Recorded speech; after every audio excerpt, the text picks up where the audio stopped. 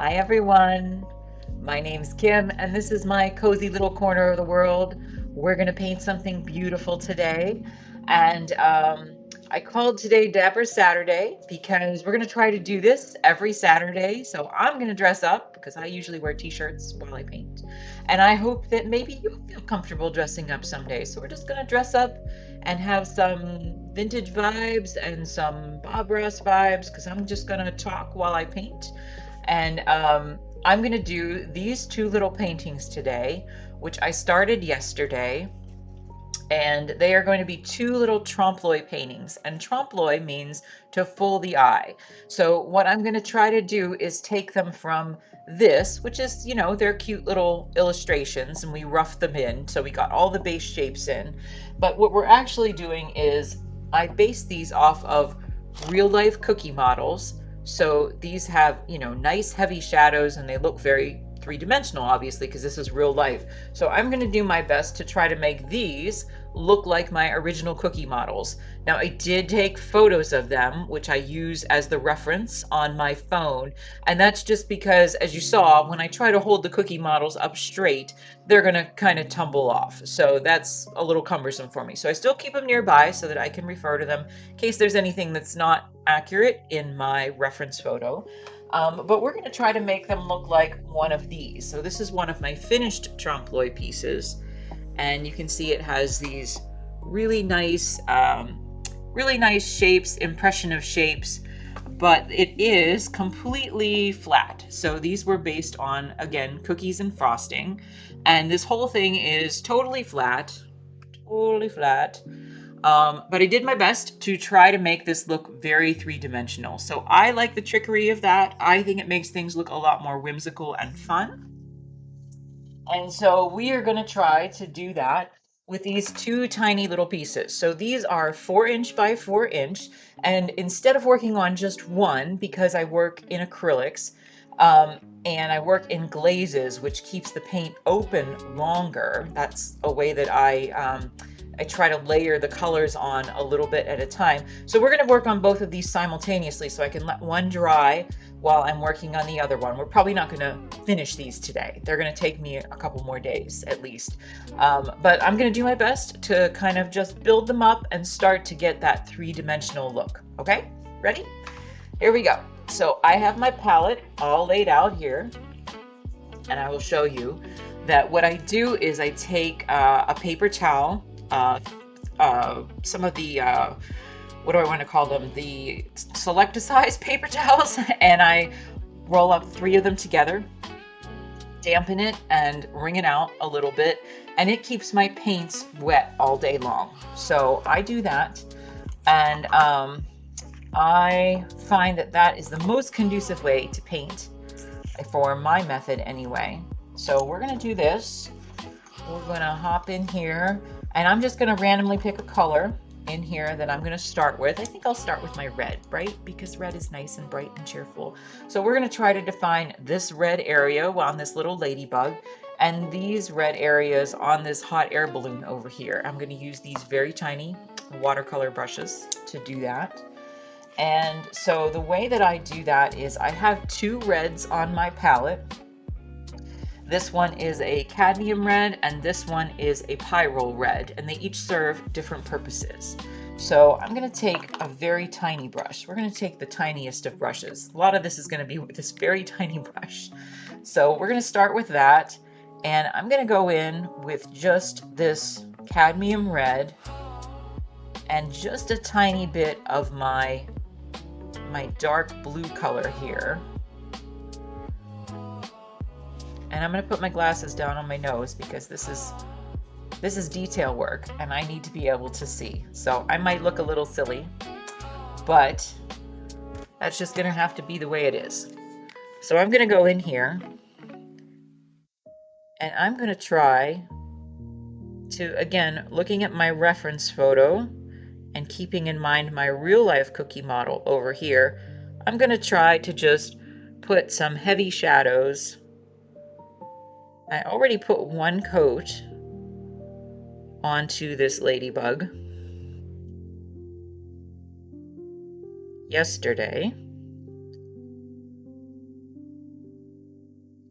you can see that just adding that tiny tinge of the dark blue does really help to just darken this red a little bit without making it too purpley. And that's what I don't want, because this isn't a super heavy shadow. If I was making a super heavy shadow, then I definitely would have put more blue in here. And I'm just taking some of my acrylic glazing medium and I'm trying to smooth that out a little bit.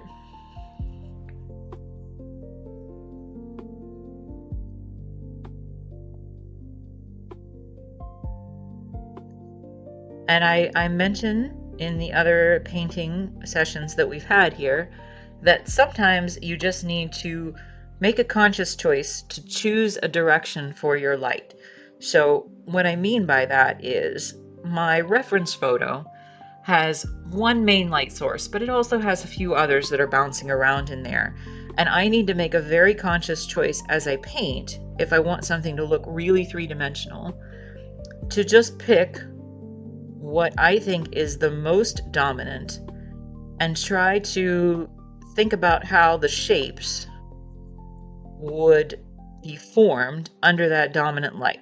So in this case, this is a little bit of frosting on this little ladybug cookie. The light is coming down from this upper right side, and so I know there's the heaviest shadow here, there's a little shadow down here, and there's just a very faint shadow around this other part here.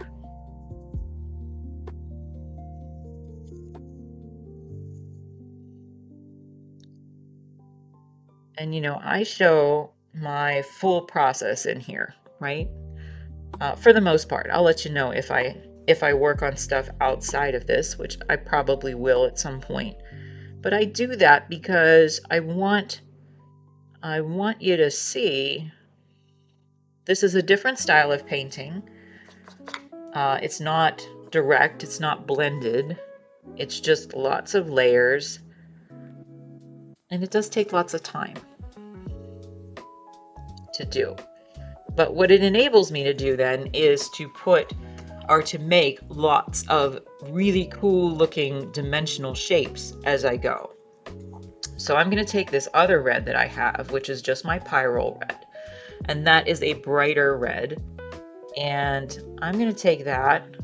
Now I already have a glaze on here of that, but I'm going to put a tiny bit of yellow in there. So it's got just a little bit of an orangey tint to it, and I'm going to put a little bit of white in there, just a little bit. Let's just see. And sometimes I just have to see how it works, just experiment a little bit. So I'm trying to make this lighter color here. I think I want a little more yellow in there, so it's a little orangier. Trying to make this lighter color in here just a little more opaque.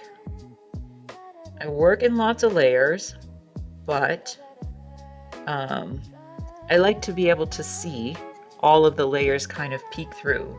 So each layer is a little bit translucent and nothing really gets lost. I'm not painting anything quite so heavy that I am losing anything in here, right? So I'm just trying to go in and work on these layers little by little, and we're going to build up some dimension. And this is such a cute little piece based on this little cookie model that I have over here, but you know, we're going to paint it in a really sophisticated style. So it's going to look super realistic, and that is, I suppose, part of the irony of doing Trompe L'Oeil work. But it's something that I really like. So you take something that, for me, is kind of a design that's, you know, simple enough for a kid to make, but paint it in a way that is so realistic that it takes on a different level of sophistication, right?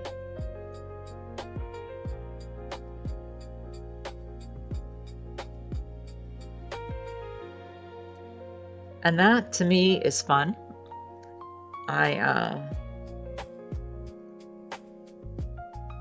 Well, why, there's lots of reasons, I guess, why people make art. But for me, there's other things that I could be doing in my life, but in part, I choose to make art because it's fun. So we're gonna let that dry. Looks super cute already. We're gonna come back in a little bit later and we'll just work on this now. So this is my little balloon. And I mentioned yesterday when we started this one that I need to switch my photo out here, that I was inspired to make this one because when my husband and I lived in Central Florida, that I would get up in the morning sometimes to go to work and I would have to go on the highway. And there's of course lots of things in Central Florida. There's Disney World and Universal Studios, and I passed by all of those things, but they also have lots of little side businesses everywhere that also adhere to the tourist industry or cater to the tourist industry. And one of them is hot air balloons. And so if I got up at just the right time in the morning, when I was driving down the highway, the sky would just be filled with hot air balloons. And I always thought that that was so cool. And it was really beautiful. And so I wanted to make just this little hot air balloon. And I think I was planning to call this one Float Away, because I just, I mentioned, I don't think that I would do well myself in a hot air balloon. I don't think that I really do very well with heights, but I loved looking at them. And so I wanted to imagine what the people up there floating around in all those hot air balloons were thinking about. What was it that drove their choice to be brave and take hot air balloon rides, and what they thought. I wonder what it looks like from up there when there's lots of hot air balloons in the sky, and you're just, one among a grand barrage of hot air balloons.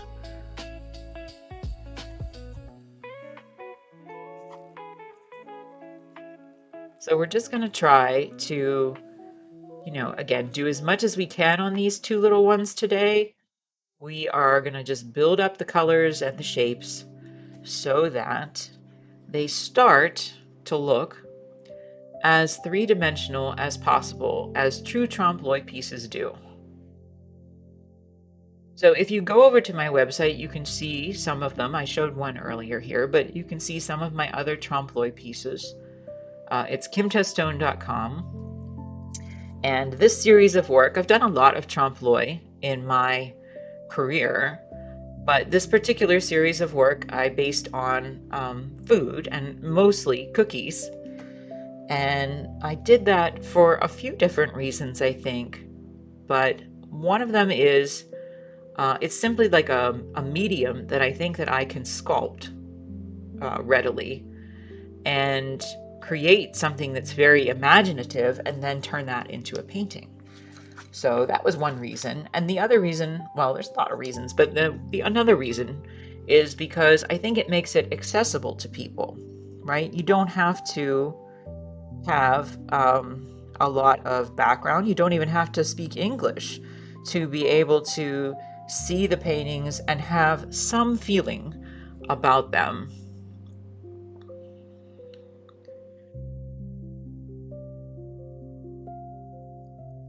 And I think that that is, I guess, one of my goals for art making. Again, everybody has different goals, but one of my goals is just to make art that is as universally understood as I can. So I'm going to go in here with some of this darker red. And again, this is going to take several coats. to really get this to look the way that I want it to.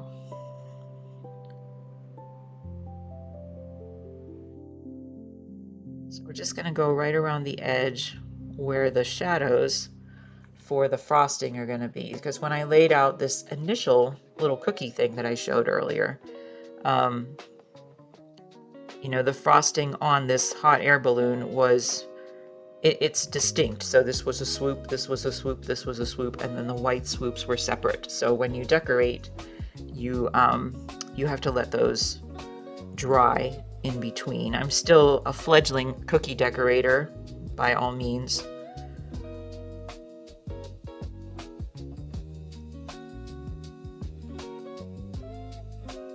But I am taking some classes online so that I can improve my skills, and I have been reading some of the cake decorating materials that I inherited from a relative. So I always liked baking. I don't actually eat very many sweets anymore, but I did always like baking because I thought that I could make beautiful things. And so I used to make big cookie platters for people. Not so much with sugar cookies, not like decorated cookies, but just different types of cookies. But I always did want to make them beautiful. I wanted the whole presentation to be beautiful.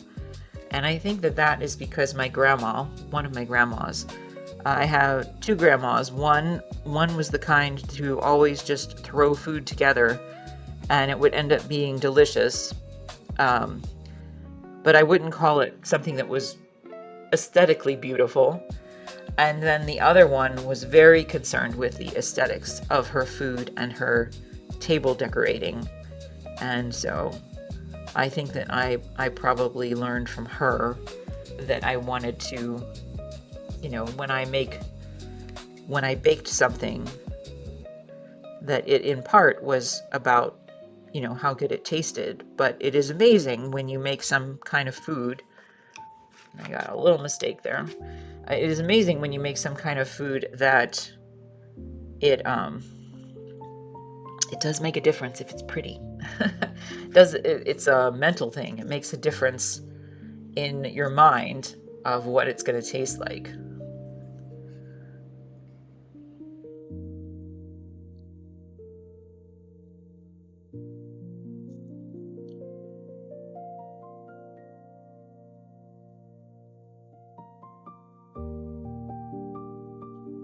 So these little ones are just 4x4. I thought they'd be really nice, cute little pieces, because sometimes I take on these grand projects, and grand projects are wonderful, but they are also very time consuming.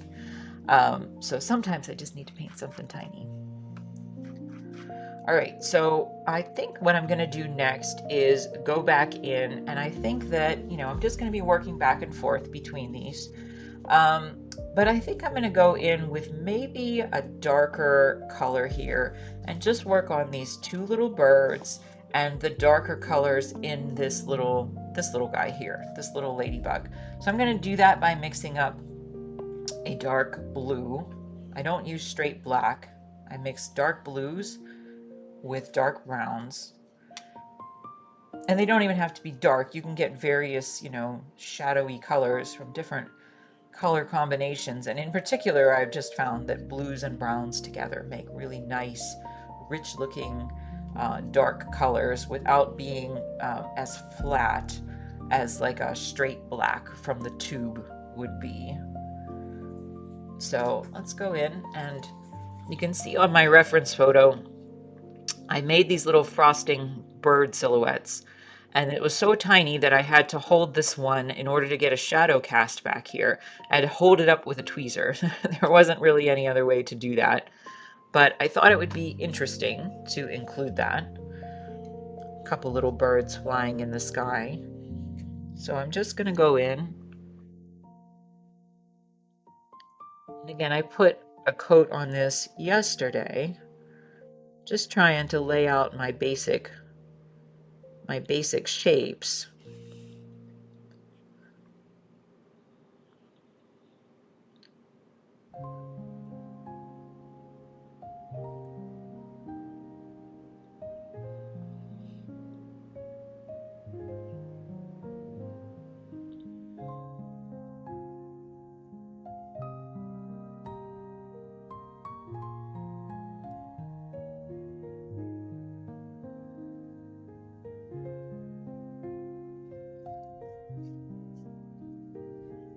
And that's not the way that this will be completed. There will, of course, be a highlight on these to start to give them some dimension, but it's a little tiny to try to do that. And like I said, I don't blend my colors. So my way of doing this is to put the darkest color on and let it dry, and then come back in and try to do my highlight. But there's no, you know, I do things a little different every time. So I can't say I do one thing or the other all the time anyway.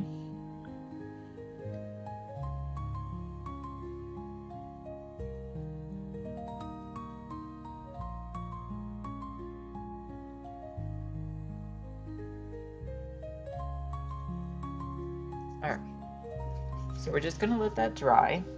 Let me just go in here and fix this little bit.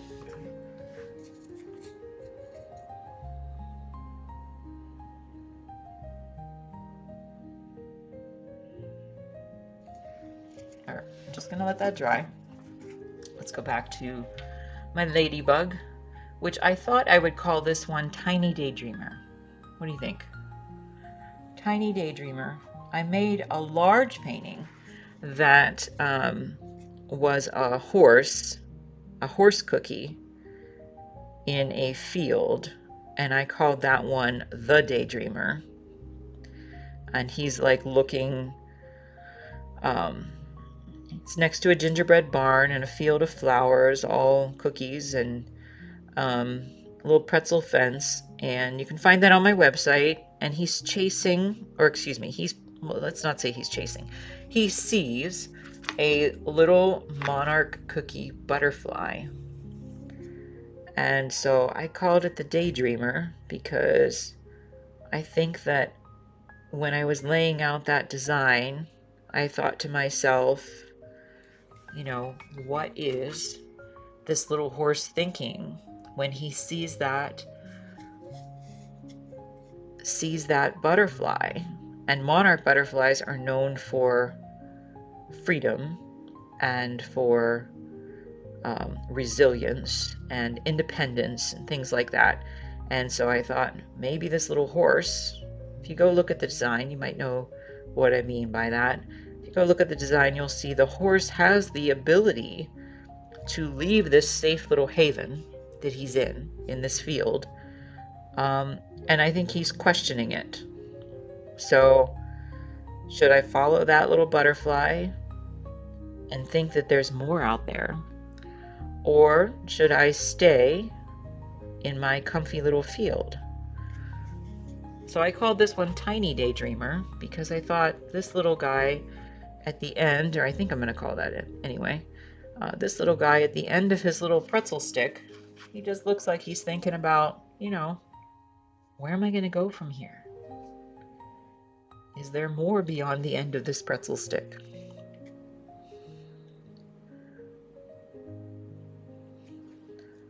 I'm one of those people who feels bad when I like squish a bug.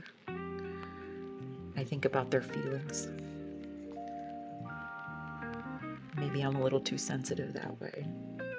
But anyway, we're going to call this one Tiny Daydreamer.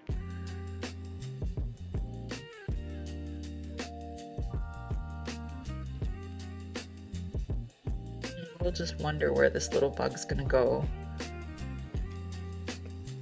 beyond this little pretzel stick that he's sitting on. So I'm just going to let that dry. Let's do his head.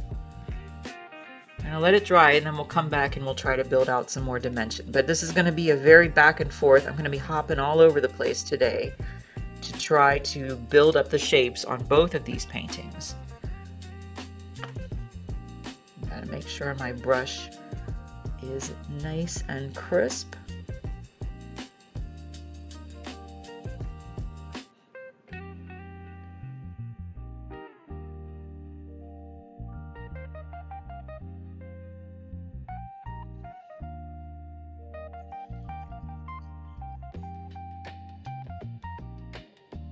So I used real cookies, which I showed earlier, to make this. The model for this that I photographed. But this was one of those things that I didn't bake anything specifically for this. So these are all broken off pieces from other cookies that I baked. And I wanted to see what I could do with them because I'm not a wasteful person. And so I started laying out shapes and thinking about what I had. And I built both of those cookie models on the same day for these two little paintings.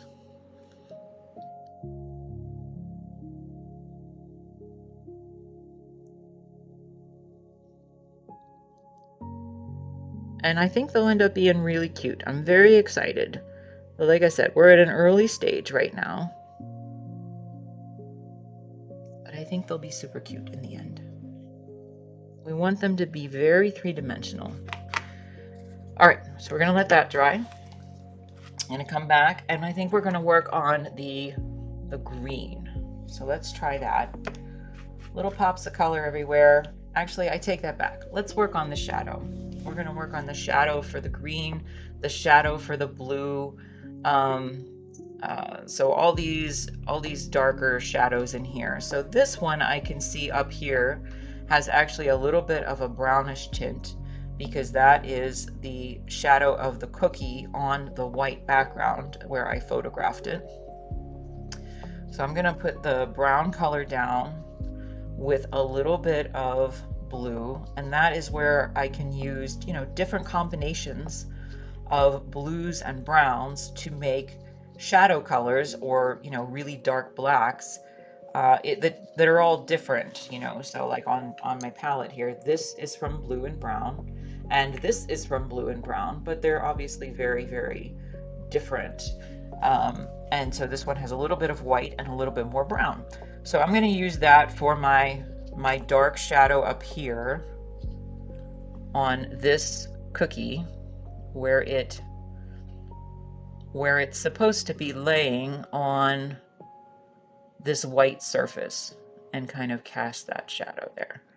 So shadows tend to be, they vary, but when there's something that's a light color, like a cookie, you'll notice that the shadow that gets cast is usually kind of tinted in that color. So it's not the same as the shadow, for example, from the frosting down here. It's always a little bit different. So, you have some kind of reflected light coming through, something that makes all shadows, just a little different from each other. So it's important for me to try to pay attention to that as a painter.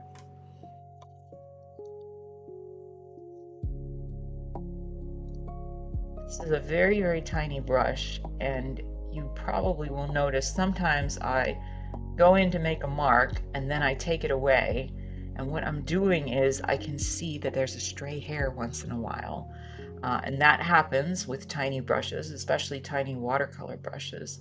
And so all I'm doing is taking it back to my palette and trying to twirl it a little bit to bring that straight hair or that stray hair back into the fold with the rest of the brush. We're just gonna soften the edge there. Come in with a little bit of a lighter color on this outside edge.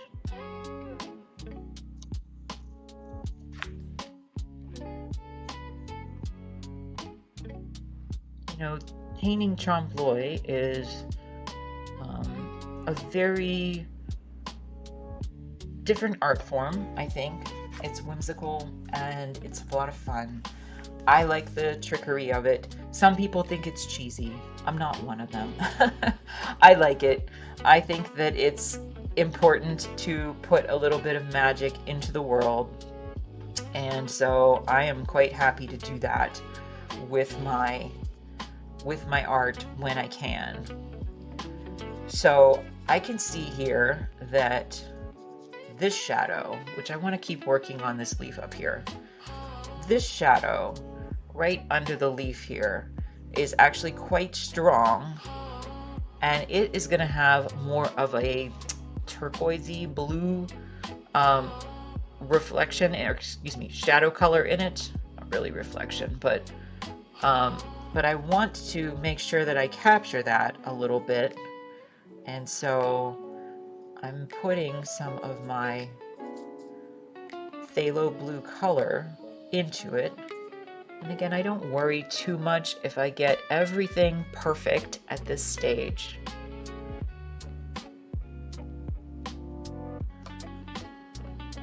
I do think I put a little bit of yellow in there, and I think it was a little too much.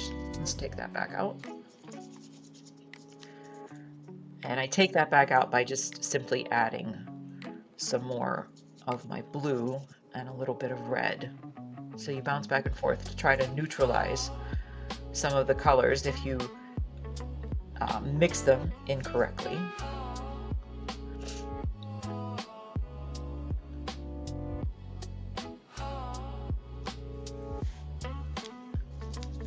That's still a little too much of that yellow, so let's just see what we can do here.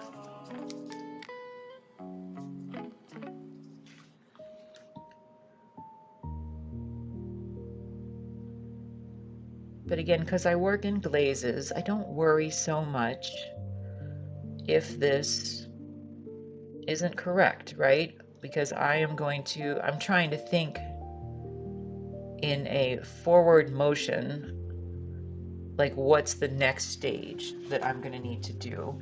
And so I know I'm going to need to put a glaze over top of this, that it's not going to be the final glaze. And so if I need to tint it in a certain way to compensate for maybe something that I don't feel is quite correct, then I can do that.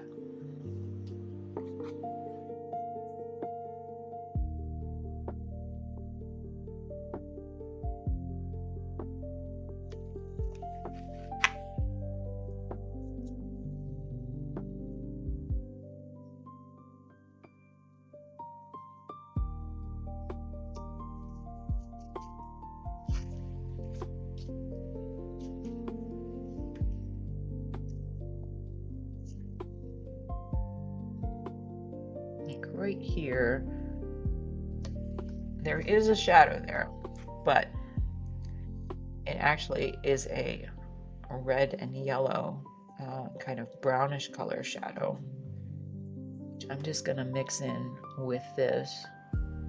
And that is because it is sitting on the pretzel. So the cookie is casting a shadow onto this pretzel and making a heavier shadow on that, you know, pretzel-y color.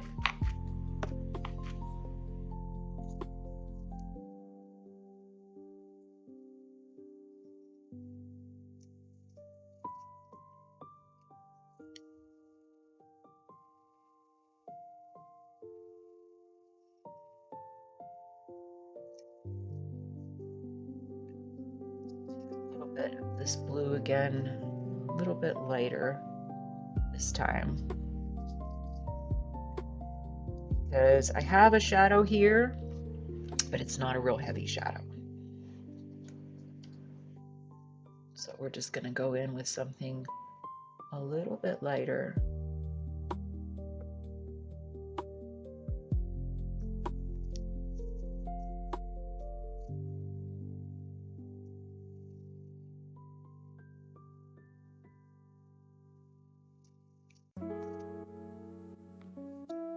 Take that same color, I think. We're just softening the edge a little bit.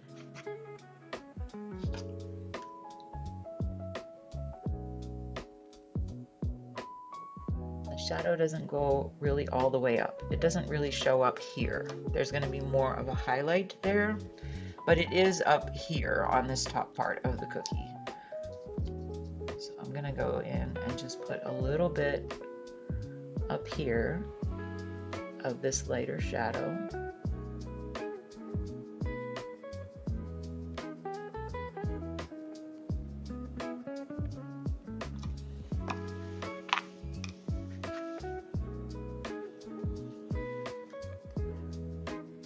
So I started doing, lots of little Trompe L'Oeil kind of daily studies. And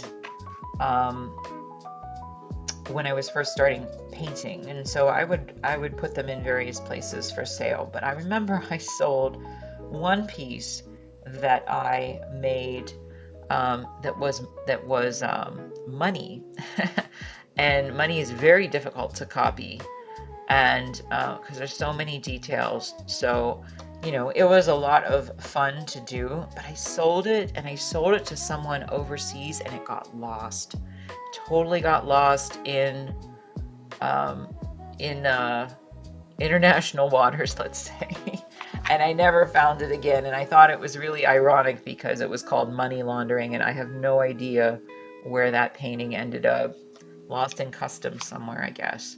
So I really don't ship stuff overseas for that reason anymore, because I just I didn't have control over that process. Maybe other people have better experience with that. But yeah, that was really sad. I was really sad to lose that painting.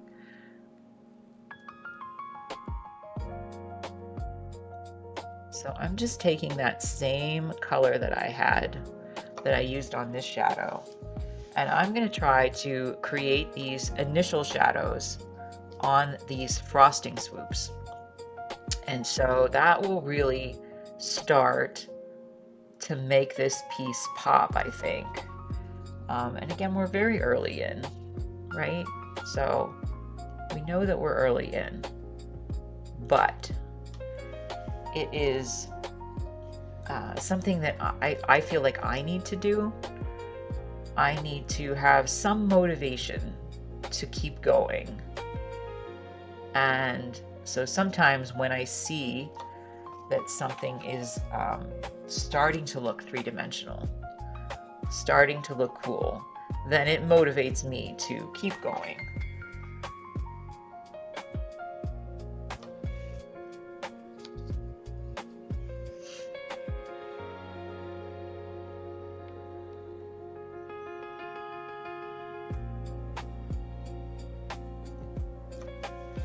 And I think that that adding these little bits is really going to help with that for me.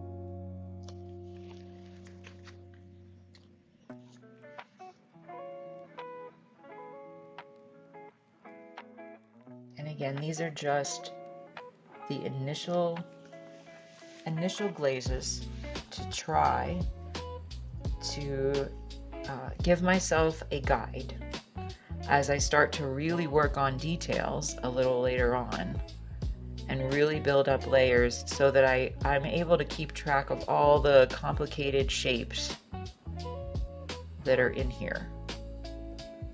And they are complicated because they're organic, right? It's frosting, it's cookies. There's not really like the hard, defined shapes of like man-made objects. So that makes things a lot more complicated, at least for somebody like me.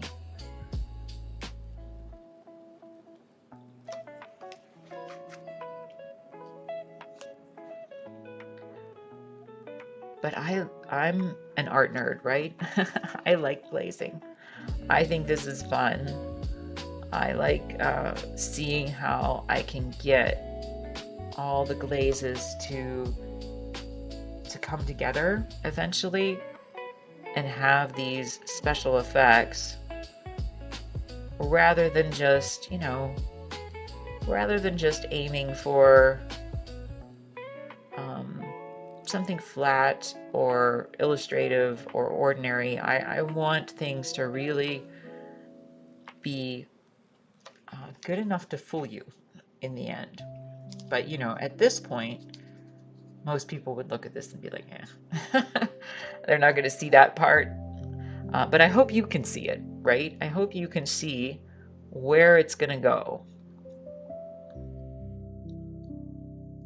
When I photograph my subjects or when I light my subjects, like I said, with Trompe L'Oeil, I sometimes, when I did Trompe L'Oeil back in the day, I would just simply tape the objects to a panel and then paint them at a 1-to-1 scale. So I would set up one panel here, one panel here, and then I would just light it appropriately from there. But I can't really do that with the cookies because they do tumble downward. They're just too heavy to do that with. So I do have to photograph them.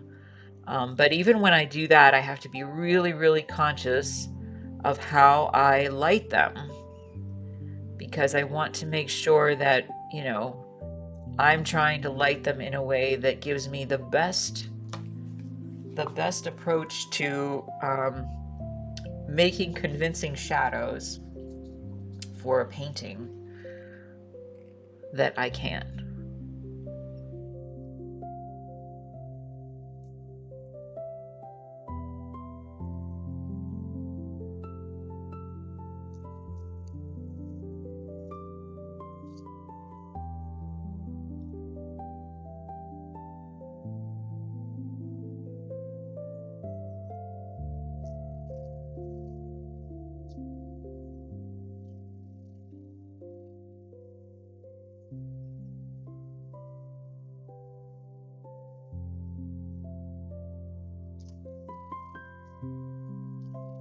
So again, I'm trying to keep in mind here that, my light source is coming from this direction.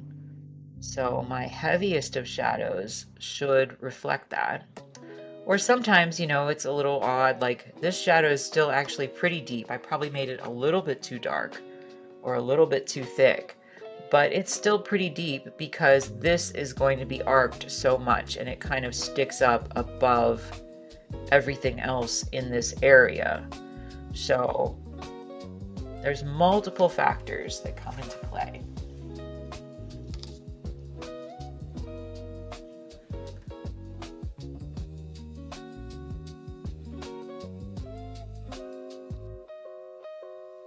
And some of this is, this color that I just put down is the same color as these darker ones, but it just has more medium in it.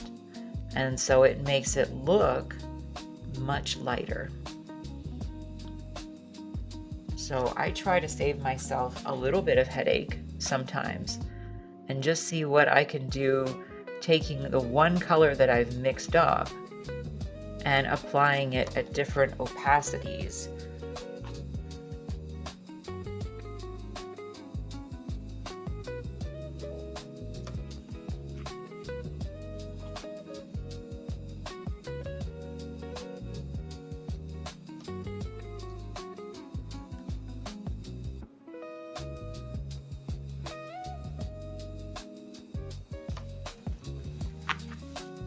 And again, I'm going to come back in and I'm going to fix all this, but this is a really good way. It seems really strange, maybe to anyone who's not painted like this before. I used to paint recipe cards, and when I did that, I would actually paint the lettering on the recipe card like 3 to 4 times, because I would lay the initial base coat down over my drawing, and then I would try to paint the way the paper was over top of that. So I would have to just go over the whole thing, and then I would go in and I would paint the lettering again, because I had, covered a lot of it up, but I wanted it to be, soft and natural. And then I would go in again and I would put, you know, the details and refine it. So I painted the lettering, and sometimes even more than that.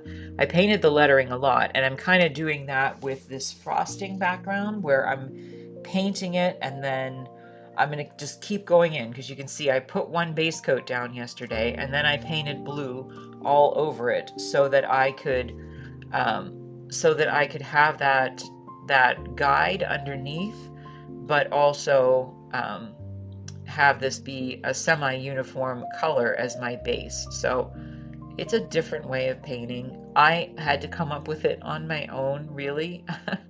I pulled from various sources, and you know, and so it's kind of my thing. But everybody has their own thing. And so when you, if you're a painter and you're trying to figure out your approach, then you know, the way I did it is just watch a bunch of people, read a bunch of books. I had formal education, but like I've said before, I've learned more about painting per se by doing stuff on my own. But anyway, you just have to siphon through all that information and figure out what works for you, and then let the rest go. So everybody's going to have a different way, and that's okay.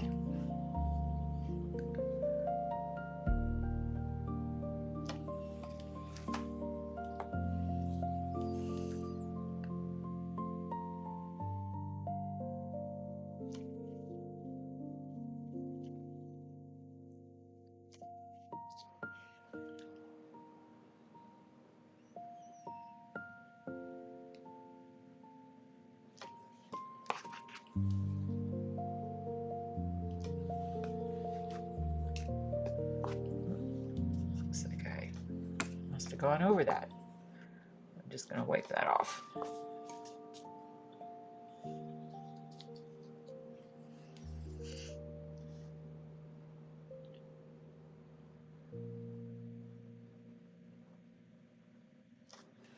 I just want to keep building layers and giving myself more information each time to give myself enough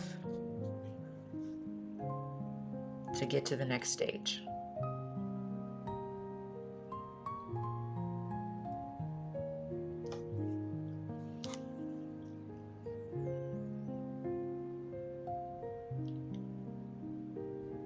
So I got all dressed up today because I called this Dapper Saturday.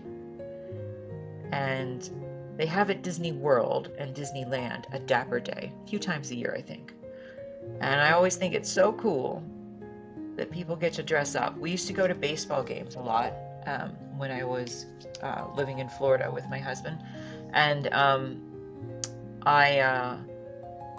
always wanted to dress up like they did in the old days, right? People would dress up in the old days to go to baseball games. And I something changed, I guess, in the 80s, but I just always thought it was so cool that everybody was all dressed up. So we're going to dress up every Saturday when we paint here. And I like vintage style. If you're into vintage style, I hope you dress up on Saturdays too. Just a little bit. Because it's nice to dress up, even when we don't have any place to go, even when we're just painting in our little cozy corner of the world.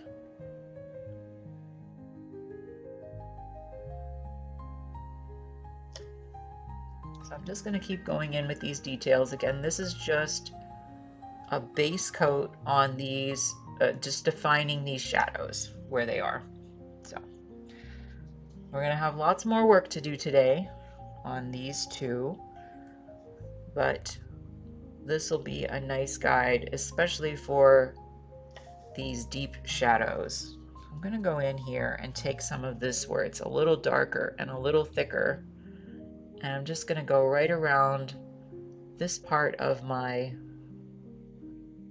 little ladybug here and make its shadow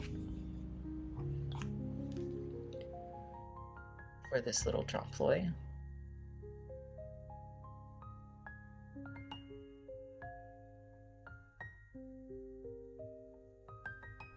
Just gonna soften that up a little bit. Did you ever see Field of Dreams? Have you ever seen the movie Field of Dreams? It was one of my favorite movies when I was a kid, right? And it's, all that vintage baseball style. And I was so excited a few years back when they did a real um, vintage Field of Dreams style game. And it was the Yankees and the White Sox. Totally in Iowa, um, totally with the actual field or behind the actual field. And it was just amazing and magical, and you felt like you were transported in time. And I loved watching it on TV. I thought it was one of the greatest things. And the next year, I don't know what the heck happened, but they decided to, I don't know, make it cool for people. So if you ever go back and can find those games, the first one was just amazing. It was like an amazing baseball game and all this cool vintage stuff and just felt so wonderful and magical. The second year, they were playing like jump around, and they had the mascots coming out of the cornfield, and they had a weird virtual Harry Carey singing.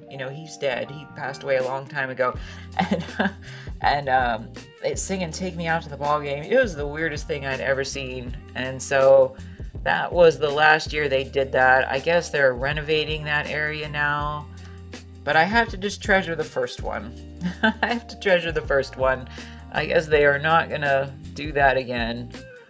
I really don't know. I'm pretty old-fashioned in that way. I am, here on Twitch, right? But I don't want them to. I don't want people to ruin everything that's out there and make everything have to be like super cool and modern. Sometimes it's okay to go a little vintage. Sometimes it's okay to just have a little bit of peace and quiet. When we went to all those baseball games, I just loved. I was one of those, kind of weird people, I guess. I loved the game. So don't ever let my husband tell you otherwise. I did watch the games, but I loved looking at the field, and I would have sat there all day long and just looked at the field, and just like in Field of Dreams, I would have sat there and just watched an empty field way past the hours of the game. And I always thought it was funny because, sometimes in spring training, if you've ever watched or been to a spring training game, sometimes, especially back in the old days when I was going, they went super long. And so we went to one that was, I think, almost 6 hours long. It just kept going and going and going. But you know what? I enjoyed it. I enjoyed it for the whole time that I was there. I enjoyed being at that game. And sometimes people get so impatient. And I guess I always thought, I don't know if it's the same anymore, but I always thought that baseball was just this like beautiful, very calming sport for me to watch. And I remember we went to one game at the Tampa Bay Rays, and we often went to the Tampa Bay Ray games, and there was one particular game where there was a British family that was sitting next to me, and the guy leaned over like, maybe an hour into the game and went, "What time does the game end?" Like he was very concerned. I said, "Usually they're about, 3-ish hours." He's like, "Oh, okay." Like, so, it's everybody's in a hurry, and I think it's just nice. It's one reason why I opened this up here. Everybody's always in a hurry, and sometimes it's nice to just have a little bit of peace and quiet. So that's why I wrote, I'm gonna do Bob Ross vibes. I'm hoping, anyway. Come in and chat. You can hang out. You can watch. And I will describe my process just like Bob Ross. don't paint landscapes, but I paint cute things, and I paint, you know, lots of food stuff. So anyway, I'm going to be here anyway because I do this full time. So I figured, why not? Why not show people what I do? I don't mind talking about it. I don't mind answering questions. So I'm just going in here and trying to make just my first layer of a heavier shadow on these little pretzel sticks. I'm not sure what possessed me to do pretzel sticks as my little twigs. I guess that just makes sense to me. I did them in another painting that I made a few months back with some little cookie birds. So that was really the first time. I used them as my pretzel fence in my horse cookie painting. But I don't know, they just look like twigs to me, these little pretzel sticks. But I really want to experiment, I think, with some other food and see what I can make. I was always making stuff out of nothing. My mom tells the story that like when I was very, very young, you know, like 3 or 4, that she walked out of the room, and when she came back, I had turned the tissue box into a flower cart because I always just liked making stuff. And so, you know, I think that trying to make these little cookie sculptures and then turning them into paintings, that just like feels very natural to me. So I don't know, but I always was the kind of person to see, to not look at something, I guess, as it is, and just to, you know, kind of abstract it.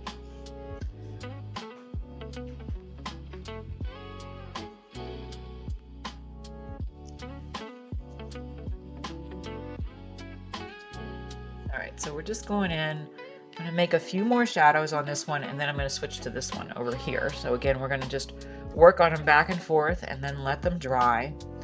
And that's the better approach for me, particularly when I'm working on something this small. So these are 4" by 4". They're very, very tiny.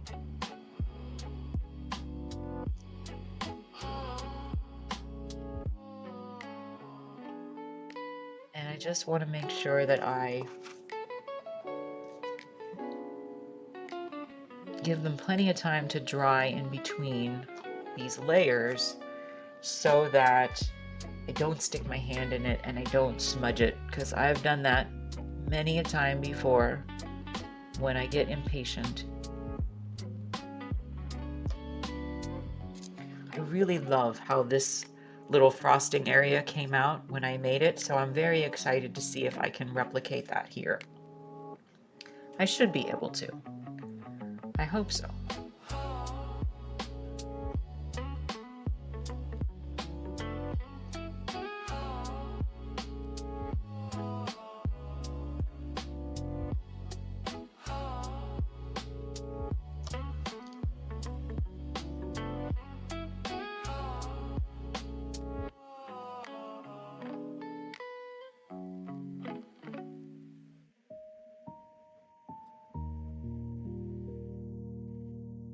Just lots of thin layers.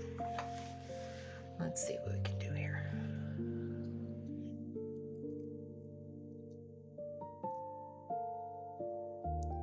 I've become very aware and a little self-conscious, I guess, now that I'm doing this and noticing how much I, you know, like I do these weird little things where I'm going like this before I actually touch my panel, because I guess I'm trying to mimic the motion that I'm going to do.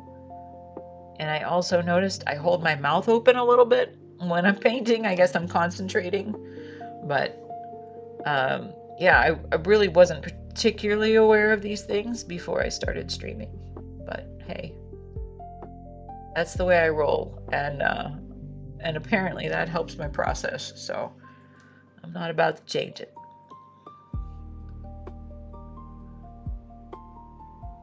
All right, so this little shadow down here underneath this piece of frosting is a little bit, leans a little bit more brown, because this is this bluish color because it's within the frosting itself. This one leans a little bit more brown because it's laying on this white part here. So I'm just going to go in with a little bit of my brown and a little bit of white, and we'll see if we can't replicate that a little more accurately down here. And it might be really subtle to see on screen. Some of these things I just am really picky about.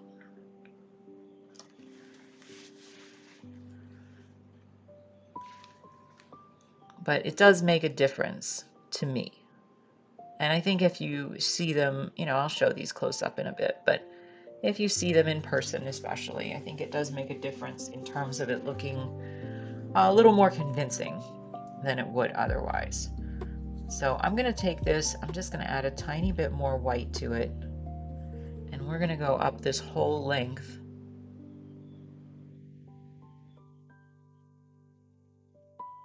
of this bit of the frosting.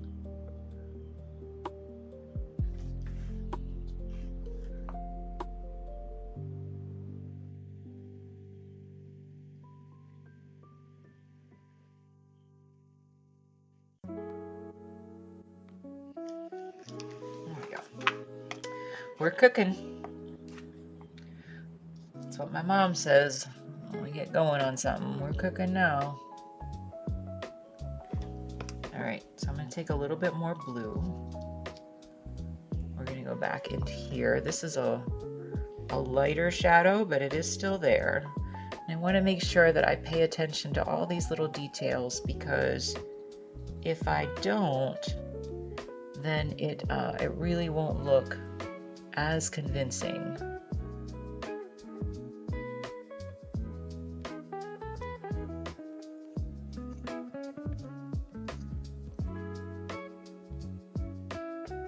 Try sometimes, especially back, you know, a few years ago, I would try to make things a little bit maybe simpler for myself, because I would think maybe I shouldn't put so much time into these details. You know, nobody else puts this time into these details. But then I've really come to embrace that that's just kind of who I am. I'm a detail person, and that is what helps me create the best paintings. At least I think so. So I'm just going to go in here.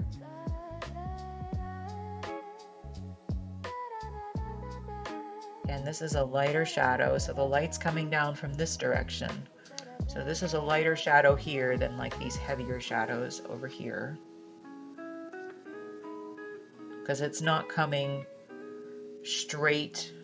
If it was coming straight from this side down, then that would be a little bit different, but it's kind of coming like at the subject. When I photographed this little guy here, he was kind of being photographed, you know, straight down here with the light. So it makes these heavier shadows here and lighter shadows here, but it's still creating shadows across the whole thing. So we want to try to replicate that as best we can anyway. All right, so I'm going to do just a tiny bit more on this one, and then we're going to switch to this one over here. Go up to here. Let's put a little bit more blue.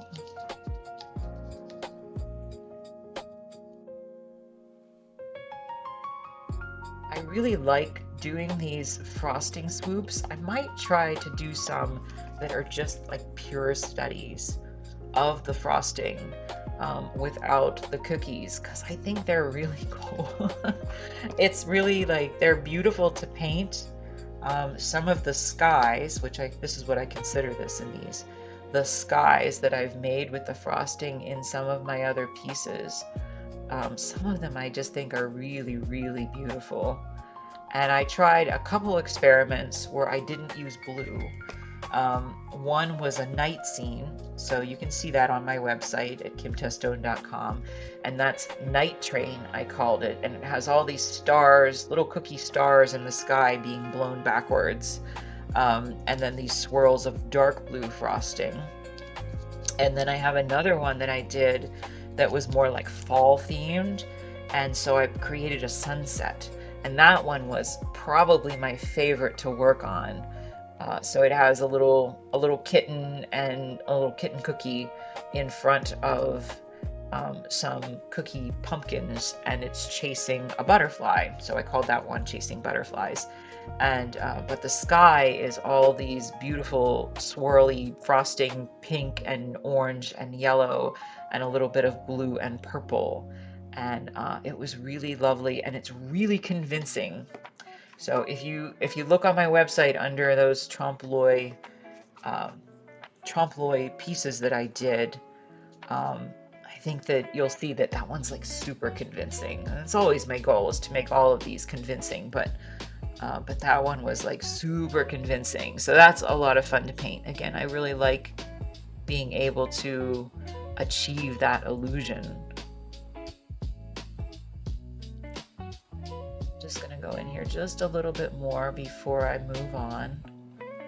Some of this is a little bit wet still, so I have to just leave it. I get too overzealous, and then if I do that, then I will mess something up. So I inevitably, I will if I give myself the opportunity. Very hard to move on sometimes, but I got to. So I'm just going to do this last little thing. One more thing down here.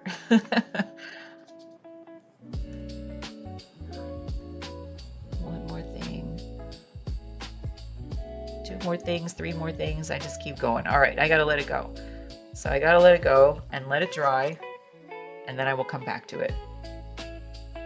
So we're gonna scoot this one over here, let that dry and come back to it. We're gonna try to do the sky on this one. So let's shrink that down. Again, I like to use the phone. It's really nice to be able to work at a 1-to-1 scale. I highly recommend it. It's really difficult if you try to scale up and scale down in your brain, so just don't.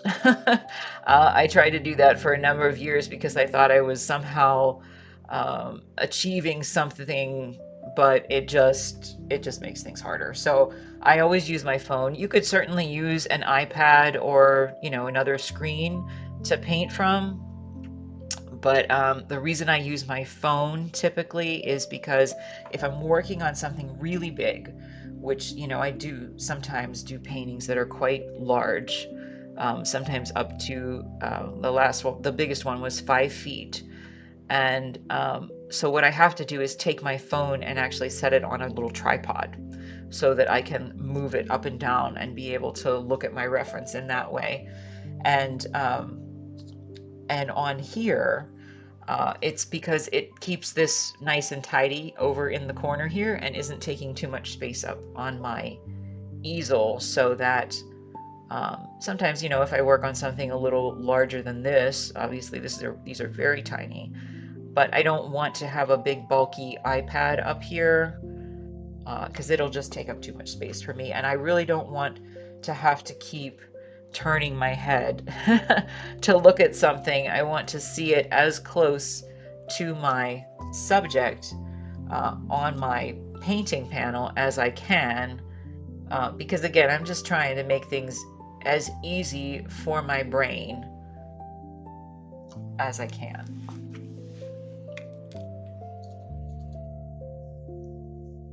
So we're just doing some nice little shadows on this frosting here. And this frosting has shadows in the opposite direction of this one. The lighting source was from this side coming down. So you can see that it's, the balloon is casting a shadow. Whoops. Balloon is casting a shadow in that direction, and the clouds are casting a shadow in this direction. So it's a little bit different.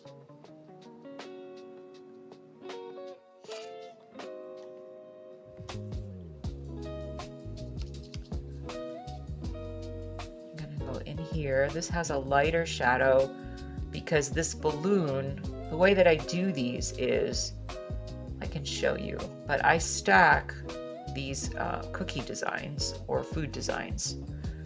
I stack them so that they're creating different types of shadows. It's just something that I've been experimenting with, and so some of them are going to be darker and some of them are going to be lighter because they're all on different planes. So this, the balloon is stacked up higher than the cookies here. So they're going to create different types of shadows.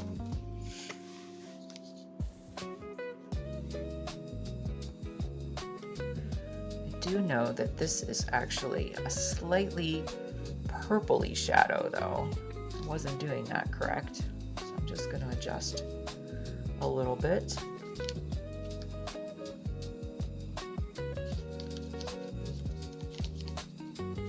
Just slightly.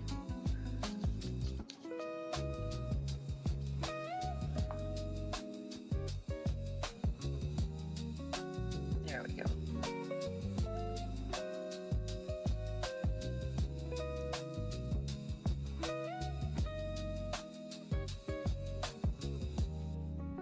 Sometimes I try to, when I do these shadows in particular, I really want these to not just be Trompe L'Oeil, but I want them to kind of be imbued with some life and like movement. And so there's a few of my pieces where it really looks like, for example, that the butterfly is taking flight in my Daydreamer painting. And so for this one, I'm gonna try to kind of blur the edge and make sure that I get the colors correct to make it look like this balloon isn't just stagnant, but more that it's trying to float across the sky. So that's tricky. That is tricky to do. And, sometimes I do it successfully and sometimes I'm less successful with it, but it's worth the experiment to me. I really want these to try to look like, they're whimsical, but I want them to look like they're a little bit more than that there's some sense of movement. And so sometimes that's as simple as just blurring something.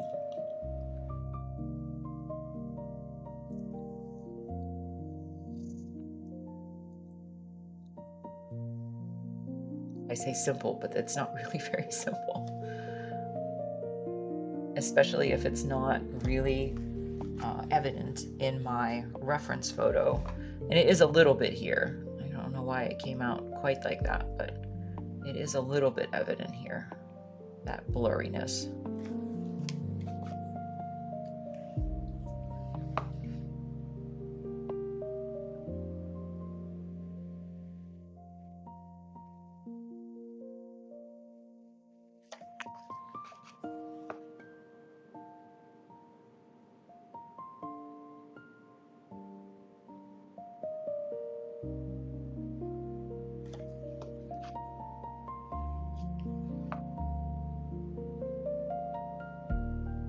I was always fascinated with, there's an art form called, I'm going to mispronounce it, but automata. And it's when people create, it's from centuries ago, well, at least a century ago, people create little like mechanical figures and scenes and things that move by way of mechanisms that are non-electronic. And I always thought that was really, really interesting. I always enjoyed watching them. And so in part, I guess I'm trying to maybe make things feel a little bit like that kind of toy-like design of the automata. But I always thought that art form was really, really interesting. Especially some of the really complicated ones. If you look them up, you can find them on Instagram. in YouTube, but some of the really complicated automata, it's really interesting what people are able to achieve, and especially, you know, what people were able to achieve like a century ago, with these little just wind up things and all of these different mechanisms to create. To me, it's far beyond a toy. They look pretty magical and pretty amazing, and there are some modern artisans who make very similar ones. So yeah, if you've never heard of automata, then I would encourage you to go look it up, because it's a lot of fun to look at, both the old ones and the new ones. So the same thing with this little bird here that I had. I want to see if I can get him to be, his little shadow here is also a little purpley because it's not as dark, and I want to see if I can make it look a little blurrier so that it kind of looks like he's in flight too, just like the balloon.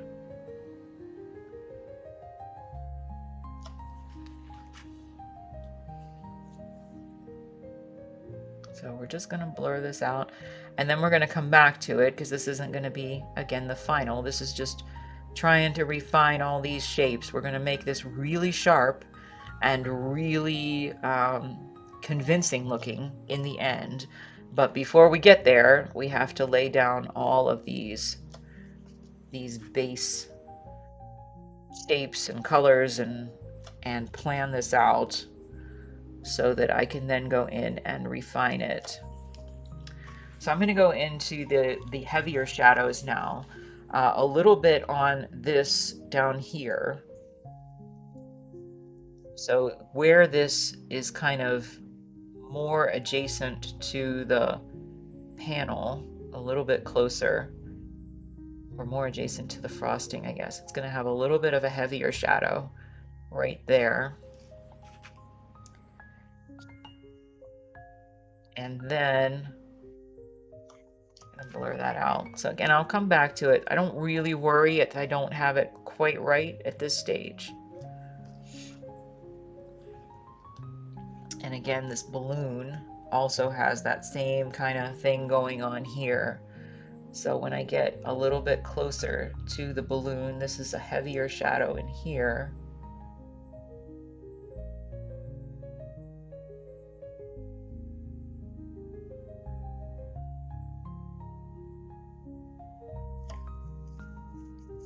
And then a lighter shadow as it gets away from the object.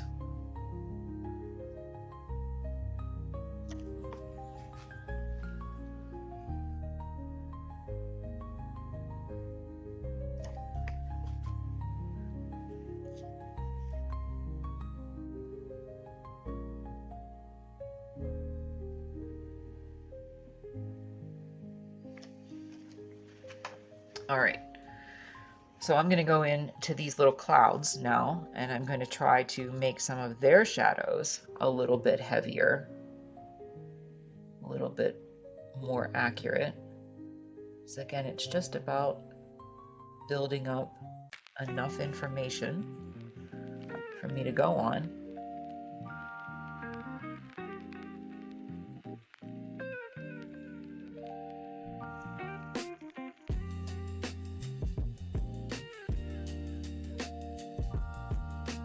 Just like a puzzle, build out the border first, and then you have enough to put in the next pieces, and so on and so forth.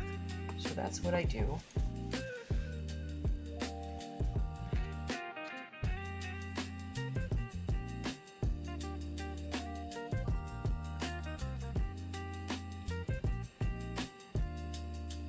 And I put quite a heavy shadow down here, but that wasn't really the right color, which is fine because that's what I'm fixing now. But this heavy shadow was a little bit too dark blue, and so this one that I'm adding now has more of the tinge of this blue color mixed in with it, and so it helps to make it feel a little bit more connected and a little bit more realistic. And then one thing that's going to be interesting, I think stuff's interesting because I'm a bit of a nerd, but I'm going to have to paint a gray color onto these two white things and these two clouds before I go in and actually make the shape of the cloud. And so it'll give me a nice warm base.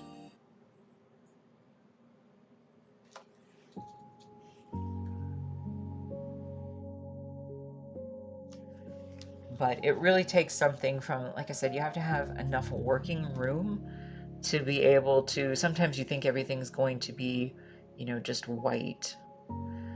But you have to have enough range in there so that you can really take something across several layers of white, gray to white.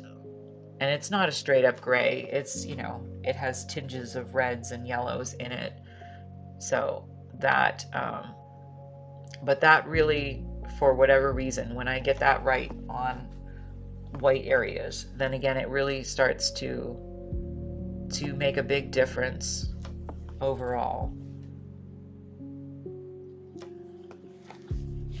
Go back to this and just try to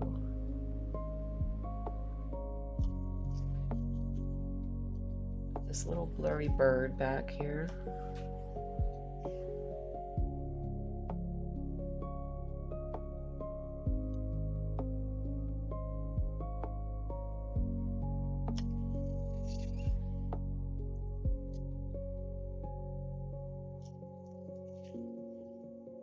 And the other thing that will really help with this is when I start to layer on another bit of blue onto the sky. That will really help to really make this look like it's starting to take some form.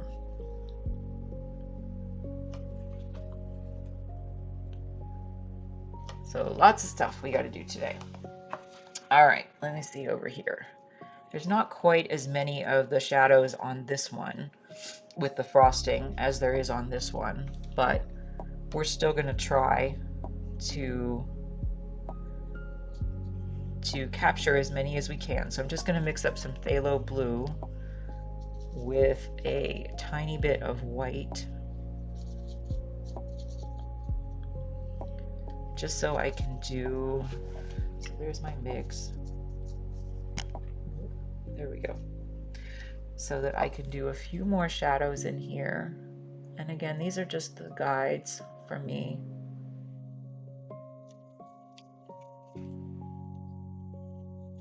I have this constant motion that I do going between my paint, my water cup to rinse off my brush, my medium, which is the only thing I use when I paint. I don't use the water for that purpose, and my paper towel to always keep my paper towel as dry as, or excuse me, keep my brush as dry as possible as I work.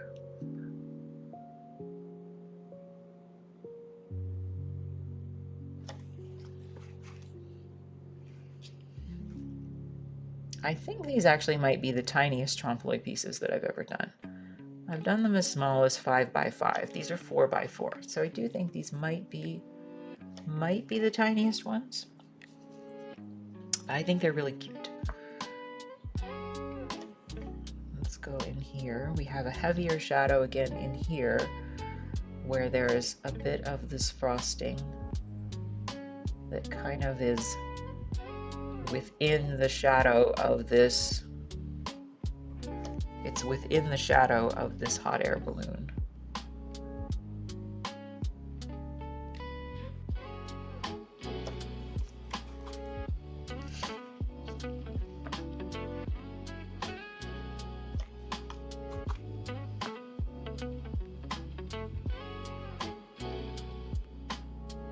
I think I'm going to need to come back to rework that, but that's okay.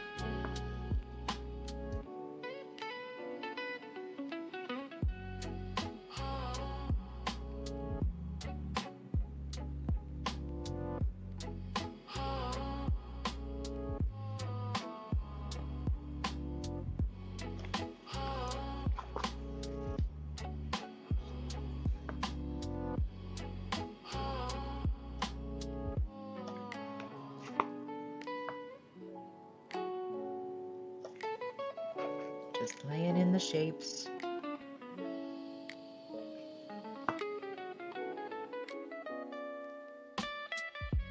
Add a little bit of white to that. This is one of those ones that's not quite as heavy of a shadow.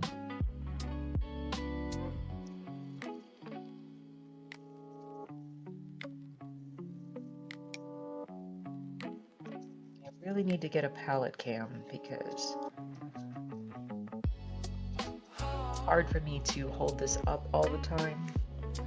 But I do think that it is, I think anyway, always enjoyable to see paint being mixed. There's something very peaceful about it.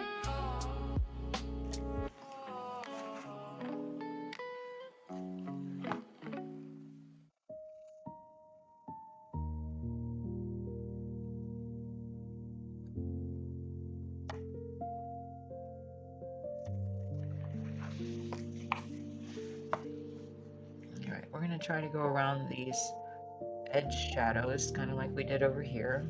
So let's go in. Just try.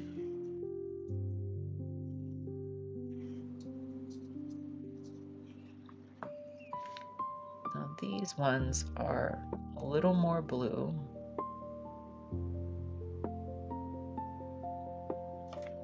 I'm going to switch to this other one that doesn't have the bird in here, just so I can see a little more accurately.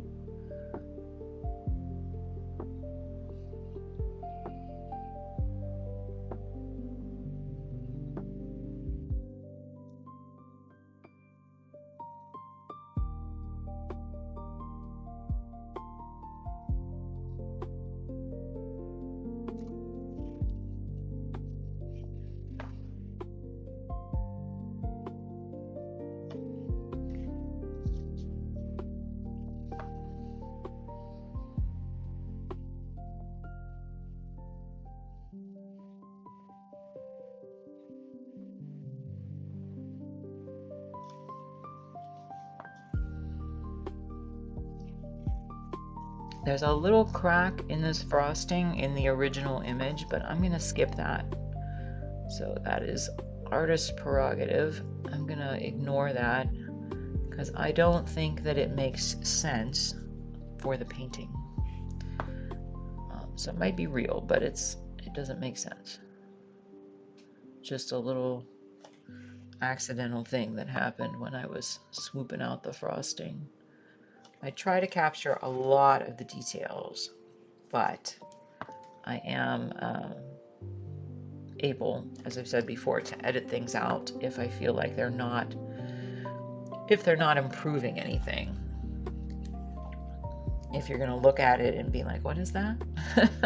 So if that's the thing that I think most people would see when they look at it, then I don't want to include it.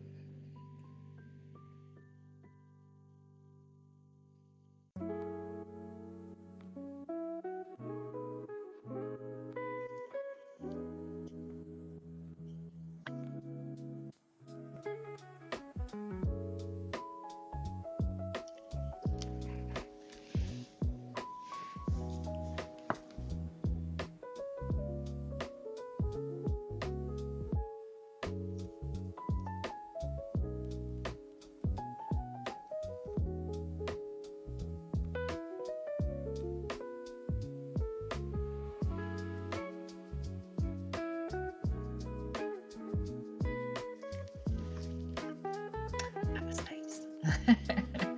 Nice thin line there.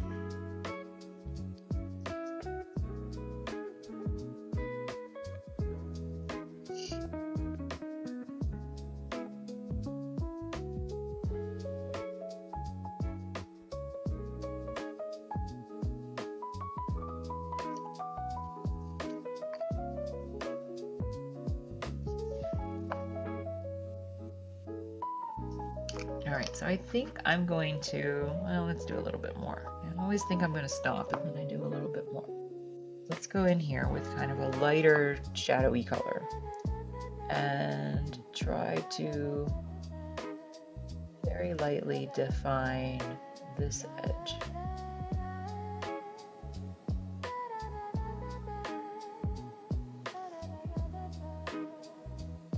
And this edge.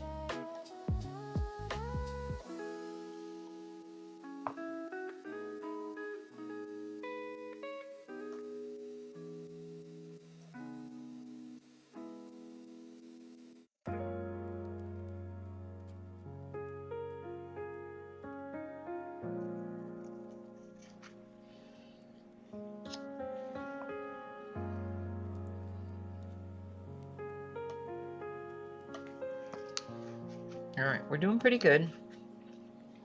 I think that I am going to go ahead and try to lay in some of this grayish color now that I need for ultimately for the white areas, but it's got to start with a gray, a colored gray, but a gray nonetheless.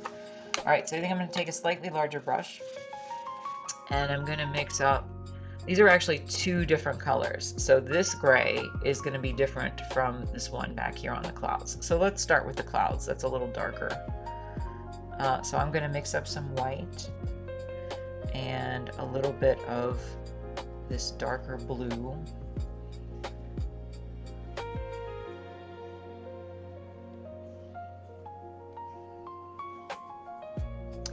And a little bit of yellow. It is amazing when you start paying attention how you see colors everywhere, right? As opposed to thinking that everything is kind of, you know, these very generic black and white type things. You know, this color that I've just mixed up here, where are we at? Let's see if we can get this right here. There we go. So this is not a pure white, right? This is kind of a grayish color. I think I might even need to darken it just a little bit more, and that's what we're going to put on the clouds. And that gives us room then, as I build up the layers, to create form on the frosting cloud so that it doesn't just look like flat, so that it looks like it's actually frosting sitting on top of the cookie. So let's try this color and see how we do. It's pretty good. So we'll start with that. And it's just this nice gray color. So this was made with Payne's Gray, which is a very dark blue, and a little bit of yellow and a little bit of red.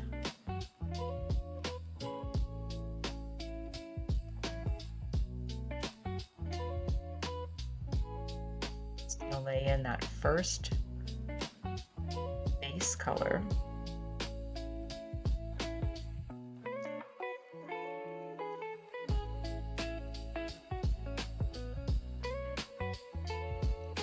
When I first started really like painting, when I came back to it after a long time of not making any art for many years, I made it a little bit, but not very much.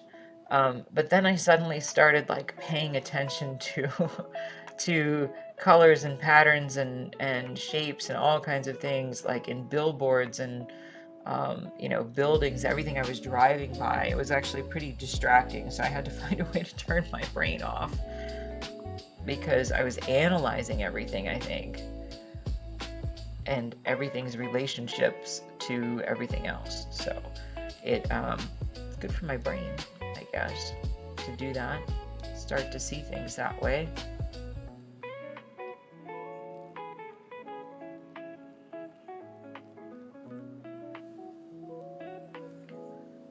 All right, so we're just going to let those dry before we come back, because again, we're working with lots of layers of acrylic and we don't want to mess anything up. So we just got to let things dry and then come back to it. And I'm going to go in and try to make this white on this hot air balloon now. And that is actually going to have a little bit more of a reddish tinge to it. So I'm just going to take that color that I mixed up and just add a little bit of red to it. And part of that is just the reflection of this red frosting into the red here.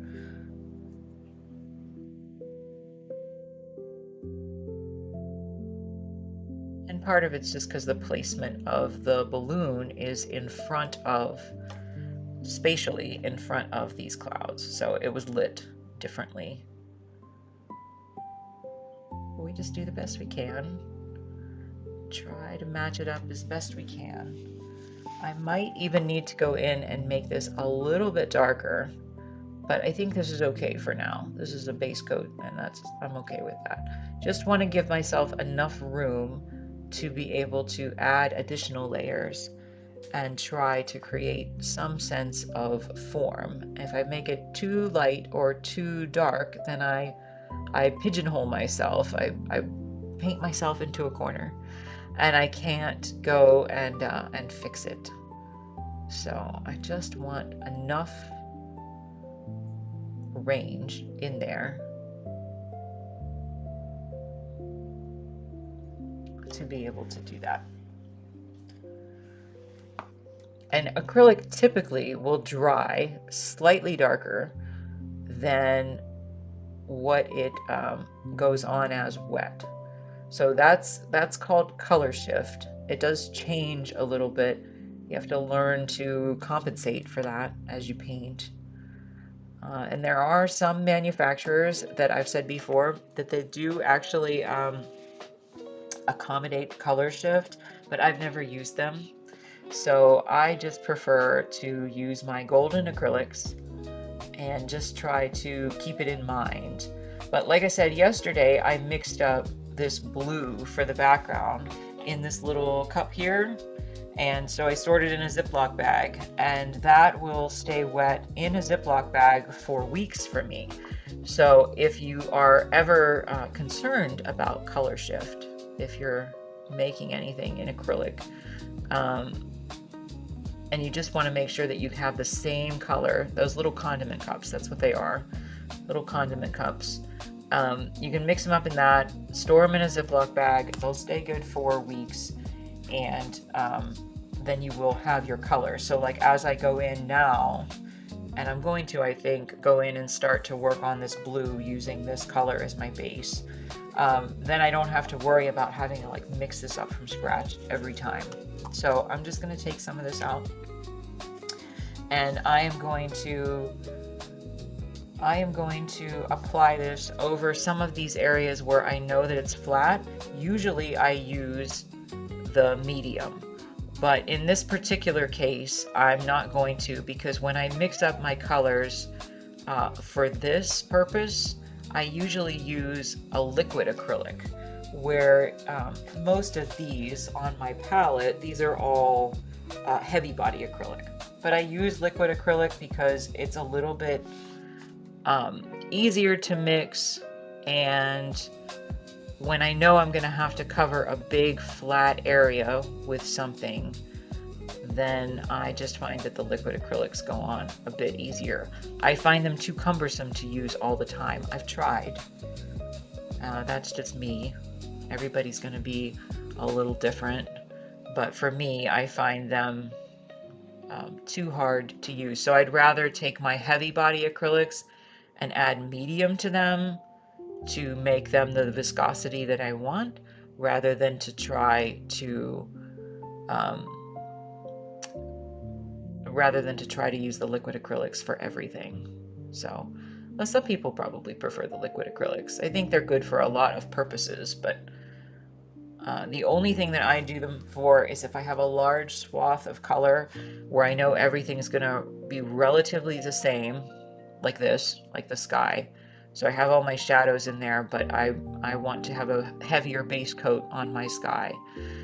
So I will use it for that, and then I always use liquid white to paint my backgrounds, and that's just easier for me. And also liquid white tends to be, so I'm very picky. I want my white backgrounds to be as close to perfect as they can be. in terms of the sheen.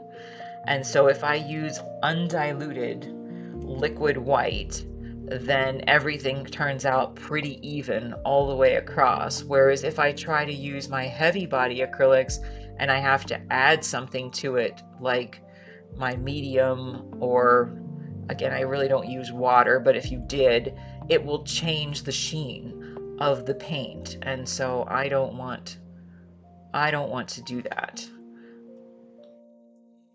And I'm just flipping back and forth. These two images are very, very similar, but this one had my little bird silhouette in it that I held up with my pair of tweezers, and this one does not. So for right now, I'm just gonna flip back and forth between them. And again, this is just laying in a heavier coat so that I have something to go back and work with when I try to make this look super, super realistic. So in the end, all of this will probably have anywhere from, I would say, a minimum of 3 layers of paint in some areas to 8 or 10 layers of paint in other areas. And all of those, with the exception of, again, something that's totally flat like this, all of those will have the medium mixed in with them directly.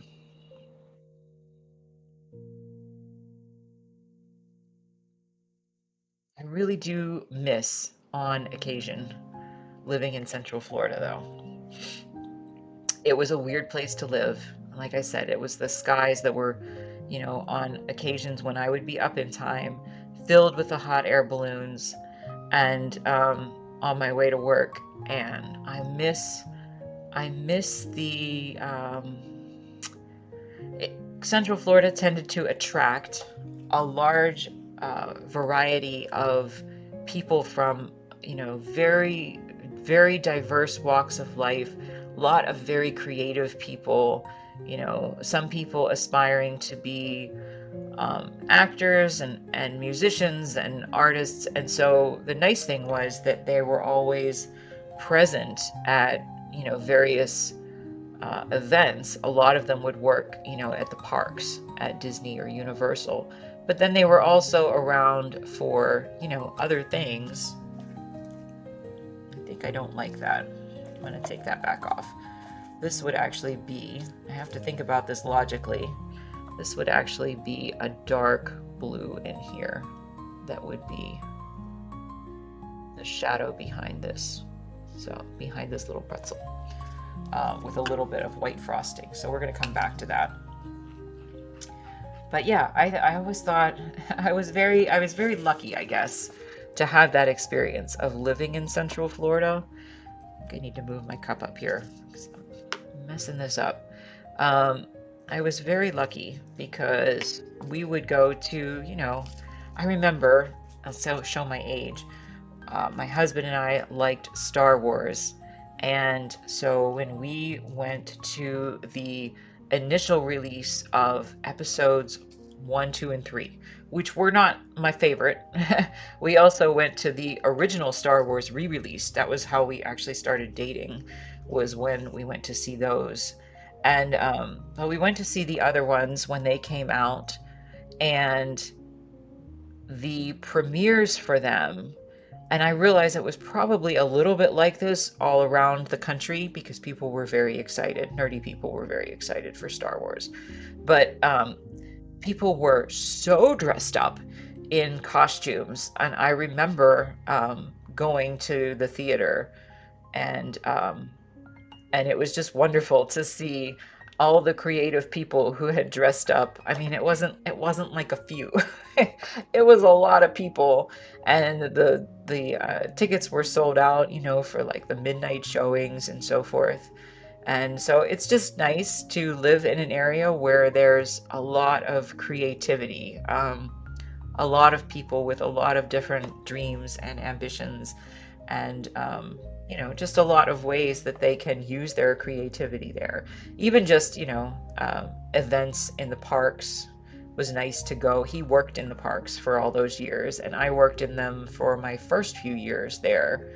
But just nice just nice little weird things, things that I could stop in and see.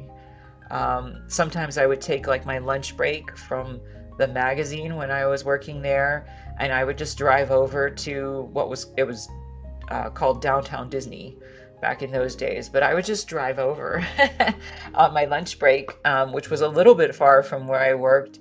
But I just wanted to sometimes get out of the office and just walk around among some place that was beautiful and creative and colorful. And so yeah, so that was, again, just lots of little interesting experiences that I feel like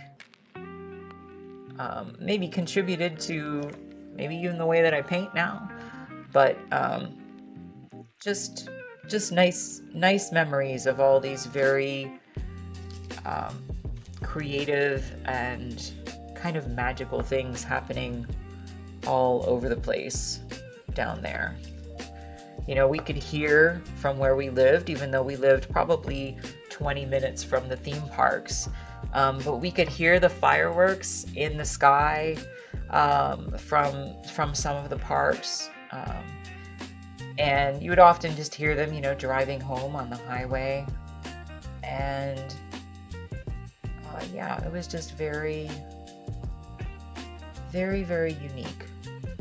Very unique place. I said the other day I was describing, my drive to work. Sometimes I would drive, if I went early enough, I could see all the hot air balloons in the sky on the highway. And then I would drive past Downtown Disney, and I could see their hot air balloon that they had there for a number of years. It's still there. But it just kind of hovers, and it has some of the silhouettes of the Disney characters on them.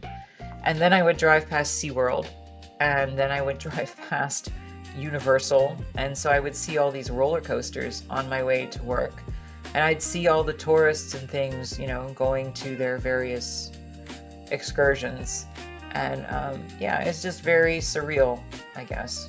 Very surreal looking back on it.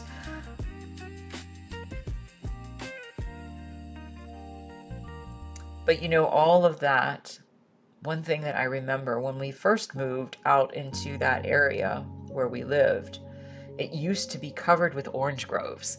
And so at a certain time of year, the whole area would smell like orange blossoms. And it was amazing. And then as people started to come into the area and more buildings started to take place, they bulldozed the orange groves, and it didn't smell like that anymore. And I always thought that was very, very sad, because I just thought that was such a wonderful thing, actually, to go out, just for a jaunt to the grocery store and just roll down the windows, even though it was very hot, roll down the windows and smell the orange groves. That was a very nice feeling. But I do miss seeing those hot air balloons in the sky.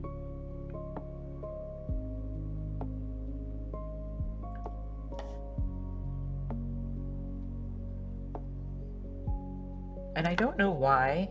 I said I have a problem with heights per se, so I don't think I could do the hot air balloons. But I don't know why I could not do hot air balloons, but I can do roller coasters. And the only thing I can think is that I think that I know with the coaster that I would be on my way back down. Whereas the hot air balloon, I think that that's kind of, undecided when I'd be coming back down. And I think it's that, I don't know. I don't like being that far out of control of where I am, I guess. A few years back, I took my nephew and nieces and my sister's family to Hershey Park, and we waited in line for lots and lots of roller coasters, and there was one that broke, and the people were walking down from some terrifying height, and I was really glad that it wasn't me, because it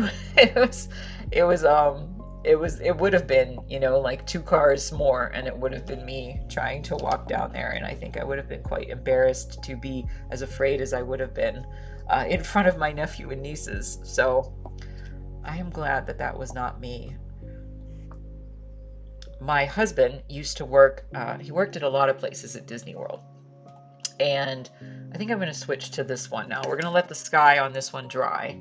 We're going to come back to that, and we're going to work on this one.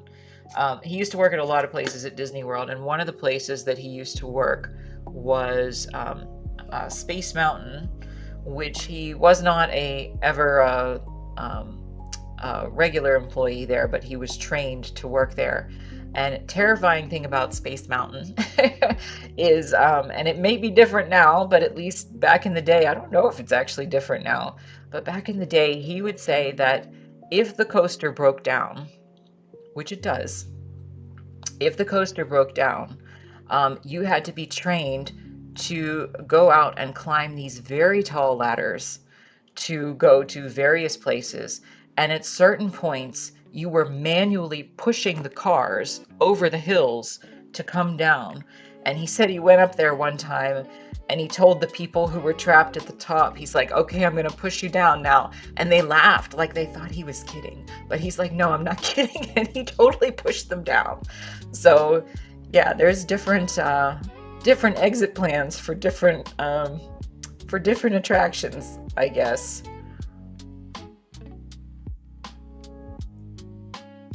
But even just climbing that ladder, that sounds terrifying to me. I wouldn't feel comfortable with that.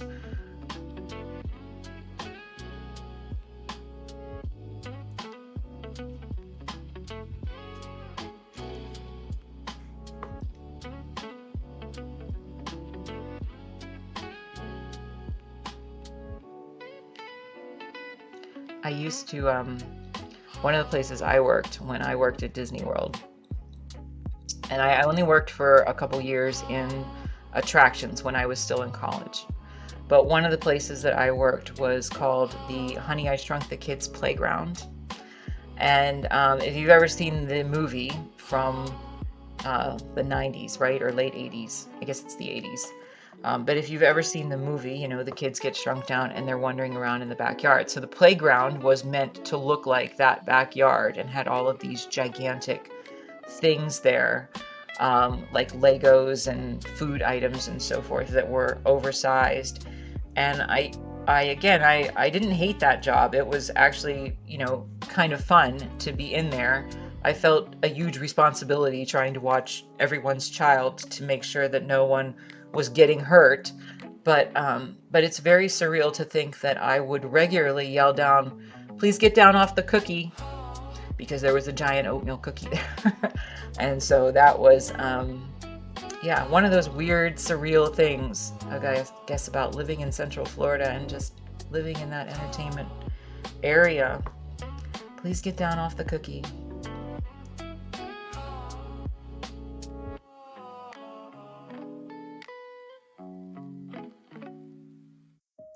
And I remember I used to work, one of the places that I worked was Star Tours.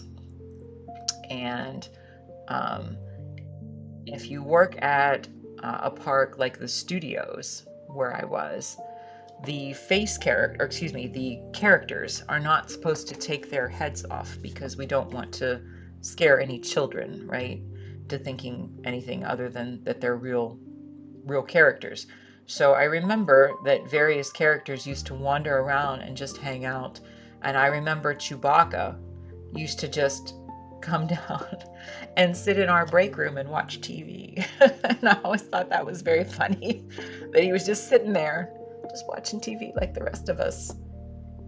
He'd have on cartoons or talk shows or whatever.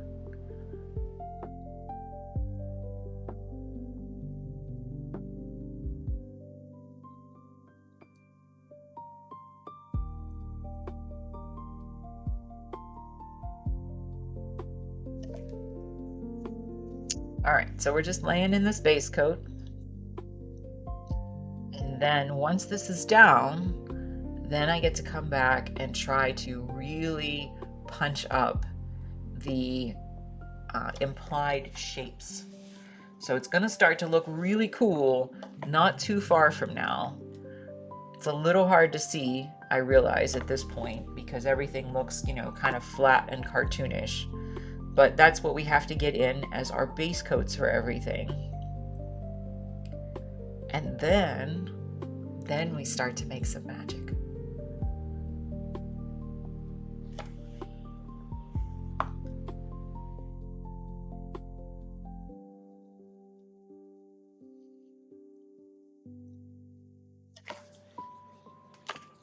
Got a little overzealous there. Sometimes if I'm a little tired, I'm not quite as precise. So I find that I have to do different things on different days. If I'm feeling super, super awake, then I know that that's a good day to finish paintings and do details. And if I'm a little tired, then it's okay to do other tasks, like getting this at the next stage is acceptable for today, because I'm a little tired today. Painting my backgrounds, that is something I'll do when I'm ultra tired, because that's just really taking a little brush of white, going around the edge to clean it up, and then painting the white on the back, which I do, several coats of, so it does take time, but it's not a super drain on my brain to do that. This little guy's just so cute.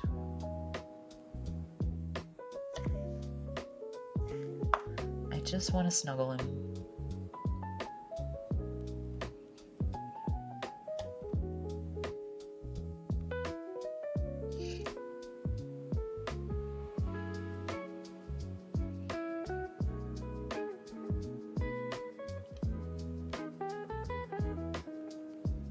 The other thing I really miss about Central Florida, and I'm sure there's other parts of the country that are like this, but everything was open all the time. Because, not just because there were tourists there, but because the people who worked at all of the tourist destinations all had different schedules. So, right, they're gonna grocery shop or, patronize various businesses on different days and different times of the day, and particularly on weekends. I found that living outside of Central Florida, everything shuts down on the weekends. Is that what it's like for most people? I prefer working on my weekends, and I just treat weekdays as my weekends, certain weekdays. So I like to have my days off, or my time off, when things are open. And I don't feel like things are typically open as much on the weekends in most places. I mean, sometimes when I was in Central Florida, we would work crazy shifts, not just, at Disney, but for other things that I did. Like, when I worked at the magazine, sometimes if I was producing an issue of the magazine, I would stay there till like 11 o'clock at night. And so, I might still have to, pick up some food or something somewhere at that point. But if I was to do that in, anywhere else, I don't know if that's realistic. Only a thing in Central Florida.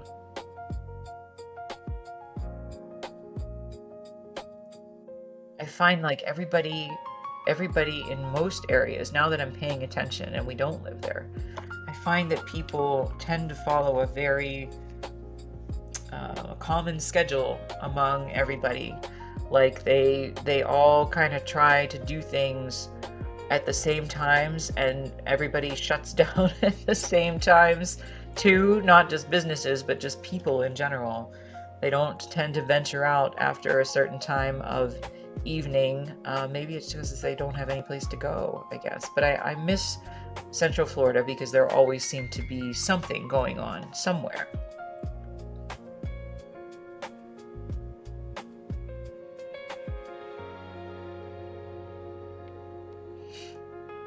I briefly worked as the editor of a very small newspaper that was in Celebration, Florida. And so I would cover both Celebration, which is the town that Disney started. I would cover both Celebration, and I would cover some areas around that. And I went to all these, cool businesses and such. And I remember one particular thing, I just thought that it was so strange. because it was something you would never know was really there. But they had like an animal sanctuary, and um, it was hidden away back off the side street, and so it wasn't something that most people knew was there. But the lion that they used as the model for the Lion King was retired there, and so you could go visit him if you wanted to. And I just always thought it was so odd to have all of these kind of, weird little things just hidden away in Central Florida that you could go visit if you wanted to, if you were so inclined.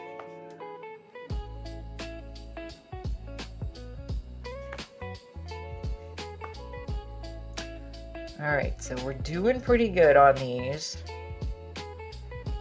We just have a nice base coat, and then we're gonna let these dry. But I think what I'm gonna do is move on to my pretzels. My pretzels, I always work on the weakest part. And so I think right now my pretzels here are the weakest part. So I'm gonna close up my blue paint for now, and we're gonna let that dry. And I'm gonna try to go in and work on the pretzels. So this particular one, let's just take a look at it. Pretzels are really tricky to paint because they have kind of a curvature to them, and I found that I have to take multiple coats of paint. So I'm gonna go in with some of my dark red and my yellow and a little bit of phthalo blue. That creates a different kind of a dark brownish tone for me, instead of using a really dark blue like I would typically use for shadows. But what I want to do is just, I'm going to put a little more red in there. I want to have just a dark color to go kind of on the underside of this pretzel. So let's just see, we want a little more yellow in there, I think. All right, so we're just going to try to put, again, just a base coat down. This is not a final coat, but we're thinking dimensionally, right? We're thinking dimensionally and thinking, what do I need to put down in order to start to build up these shapes?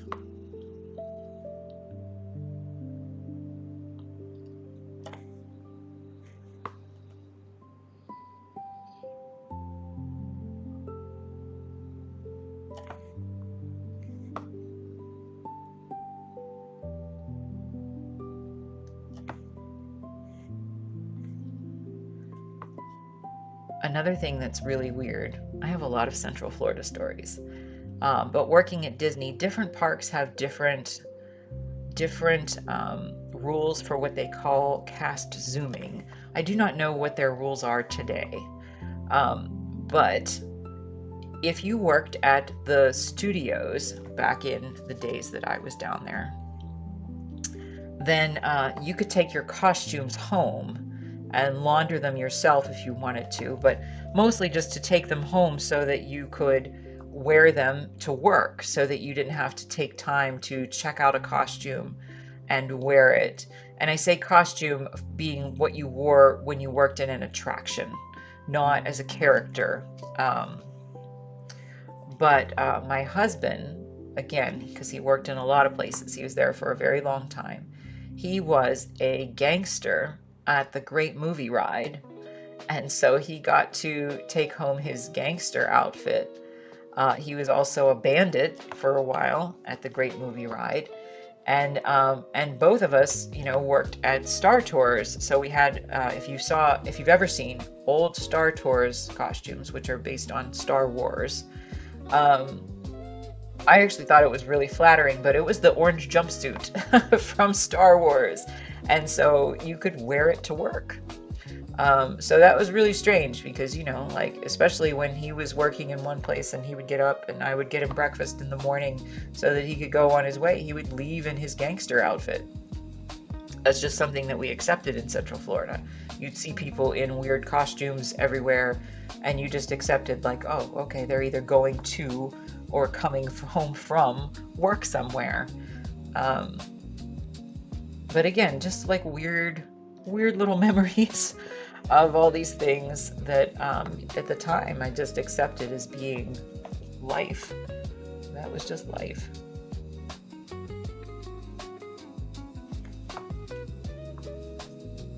But yeah, I don't know why. That orange jumpsuit, you'd think it would look terrible on you, right? But it like really flattered your figure. It was really nice. And they changed the costume years later to be like an orange and blue. It didn't look quite as nice, I didn't think. But that first one that they had, it really looked nice.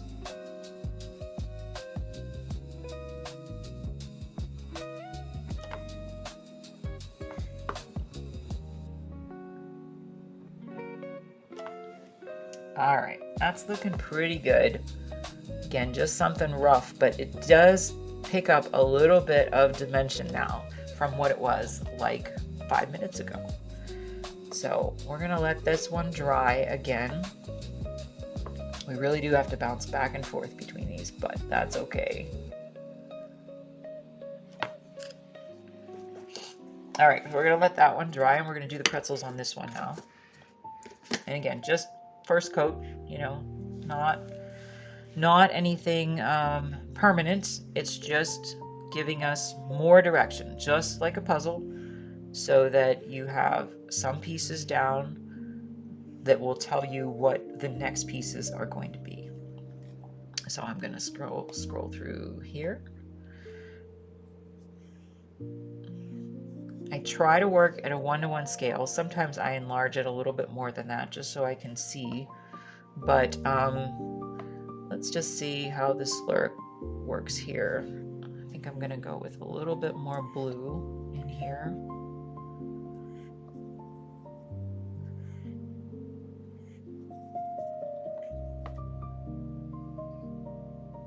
Yeah, okay. So again, this is just going to be the initial coat on some of these shadowy areas.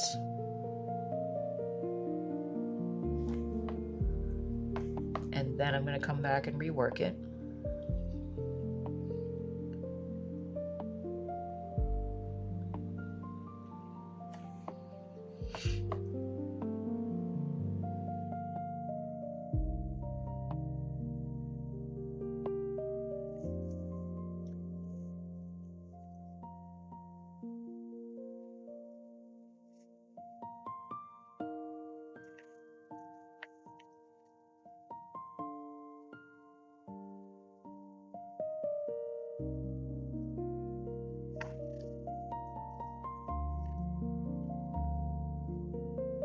These are so cute.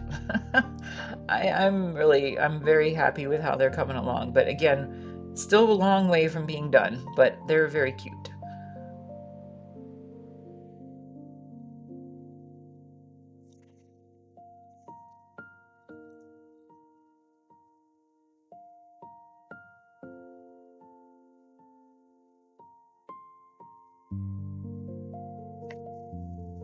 So that's pretty good for that. I do want to go in, and I said yesterday, I have these little spaghetti sticks that I had as the supports for my balloon. I'm undecided still if I'm going to keep 2 or 4. 4 makes the most sense. 2 is what I had initially, just because that's how it was easier to build my little model. But I'm going to go in right now and just see what it looks like if I try to define those just a little bit more. And maybe that will help me make my decision if I need to keep the 4 or reduce it back to 2. And we'll just, at that point, suspend our disbelief, right? So maybe the 2 is better, I don't know. We just have to try.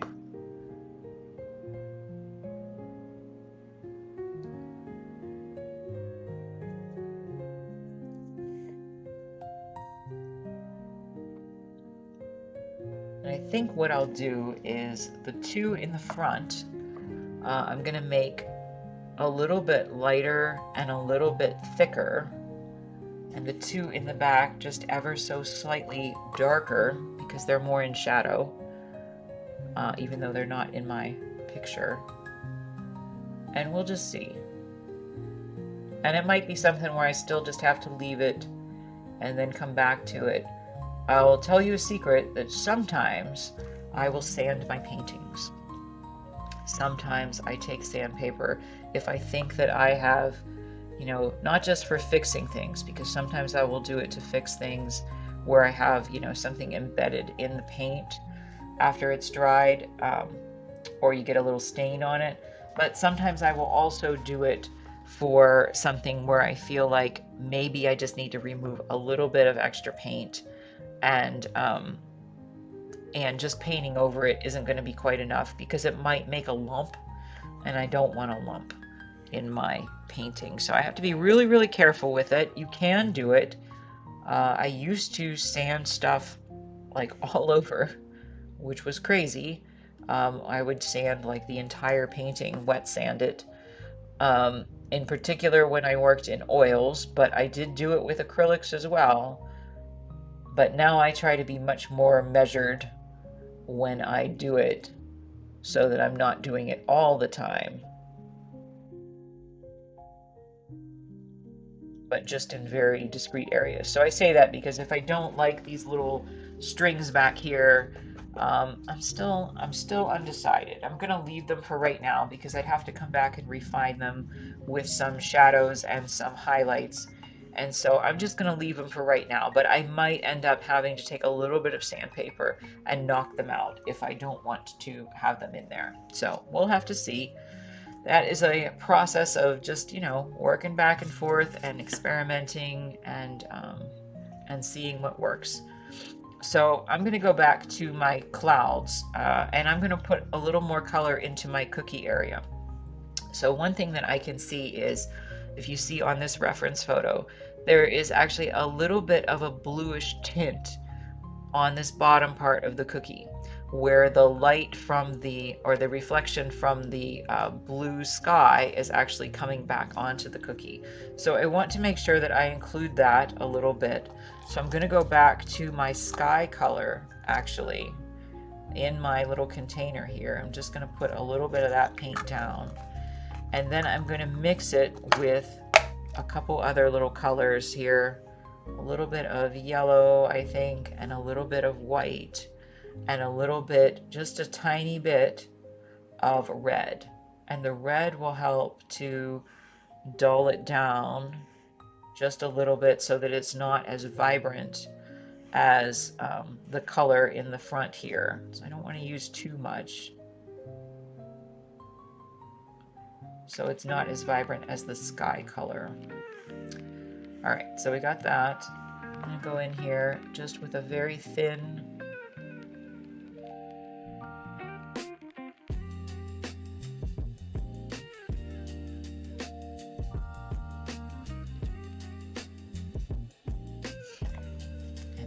to go in with something a little bit darker in this area.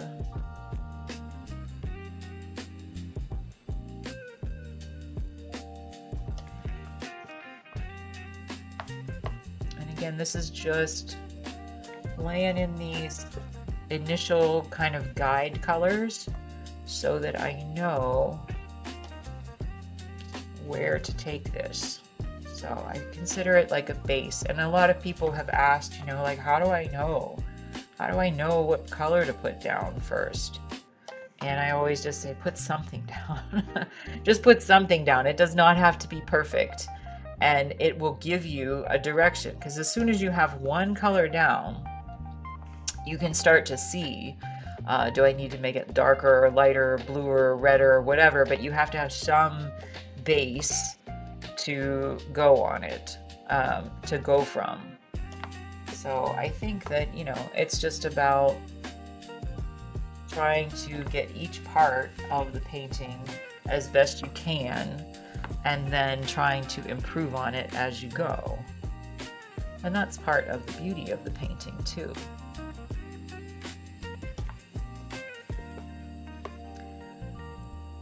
All right, so that's looking okay.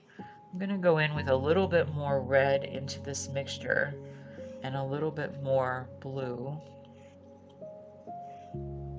we're just going to try to make a little bit of shadow on this little area here and this little area here, a little bit more than what we have.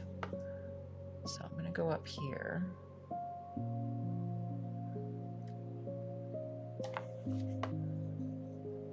And just try to pull this down a little bit.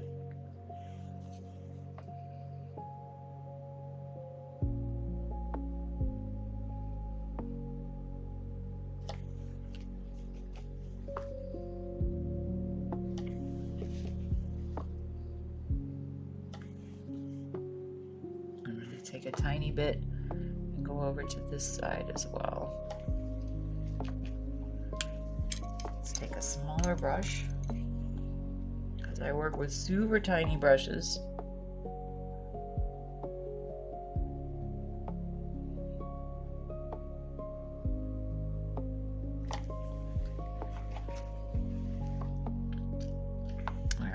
I see that there's a little bit of this blue actually coming up even farther than what I initially thought, and that comes over to a little bit more of a sky blue.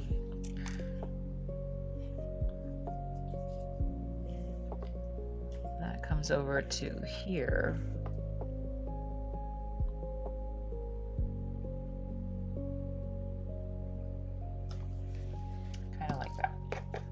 All right, just a guide, just a first layer, right?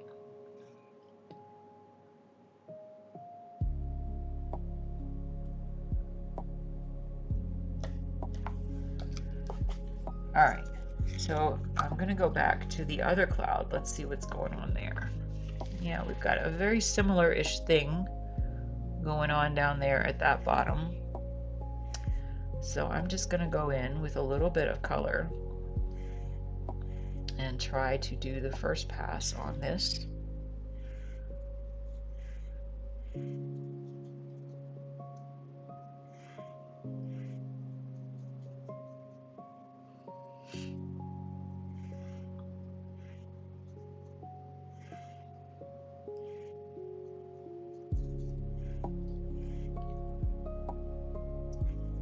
Actually, I'm going to do this a little bit here. It's a little bit too dark.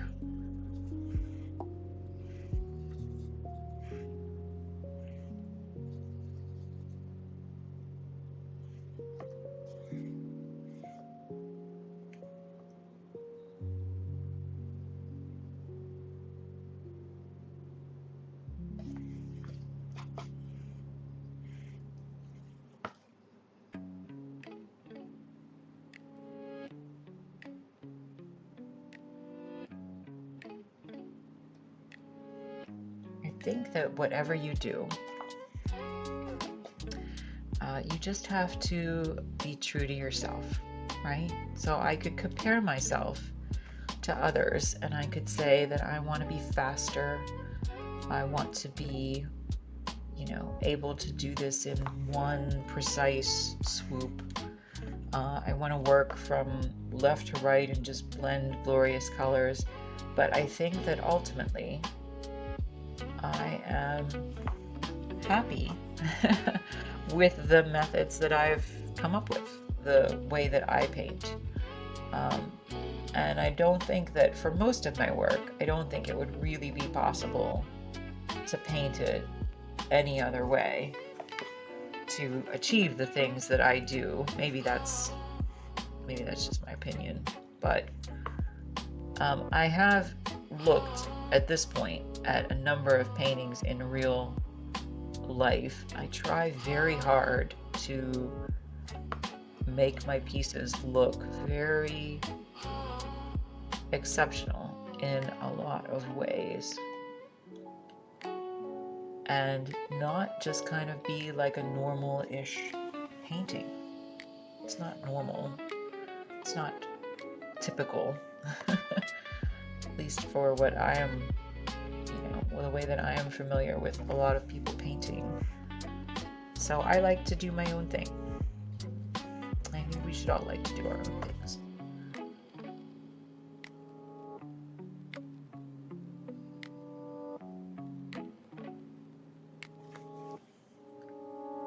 So this starts to get this nice little shadowy area. It's kind of like a warm, almost like a mustardy yellow, right around the edge of the cloud, or around the frosting, I should say.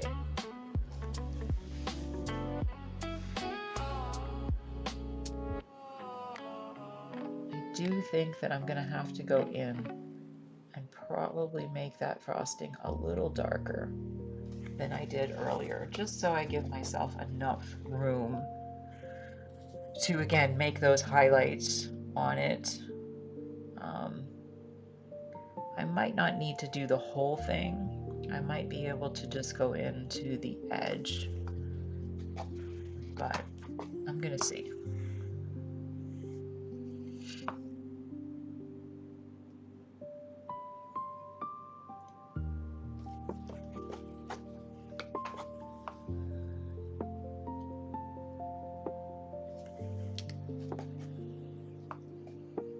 Just cleaning that up just a little bit, and then I'm going to let it dry so that I can come back to it.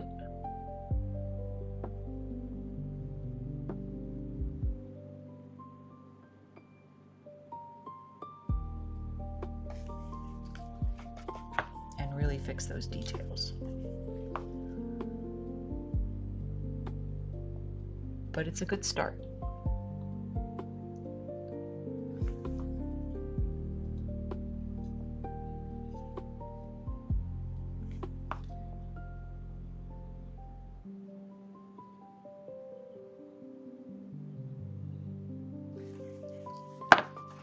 I can also see that there's a little shadow here that I missed.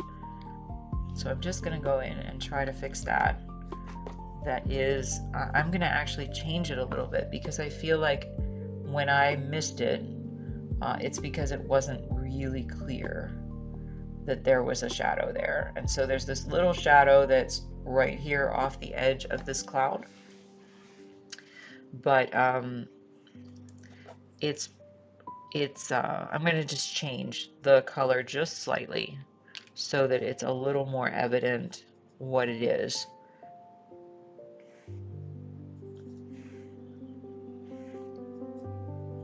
So that's when I say, you know, sometimes photos lie.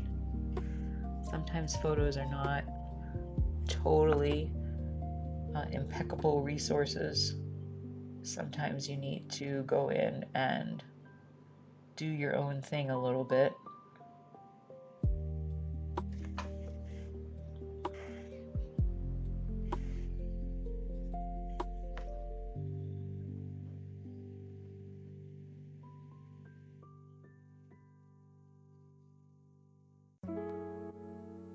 Part of what's going to help to define this too is when I come back to the cookie and try to fix those colors a little bit. So I'll have to, again, be patient and come back.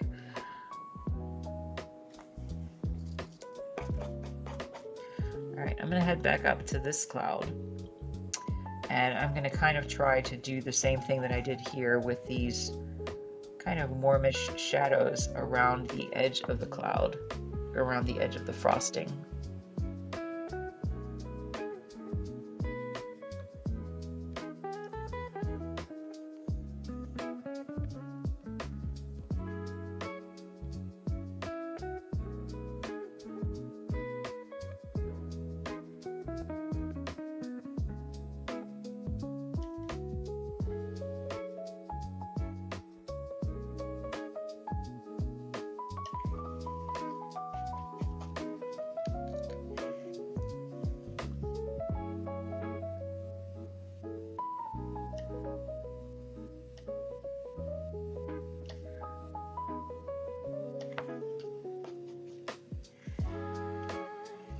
I talk about some of the things that I experienced in college, in drawing classes, and in painting classes too.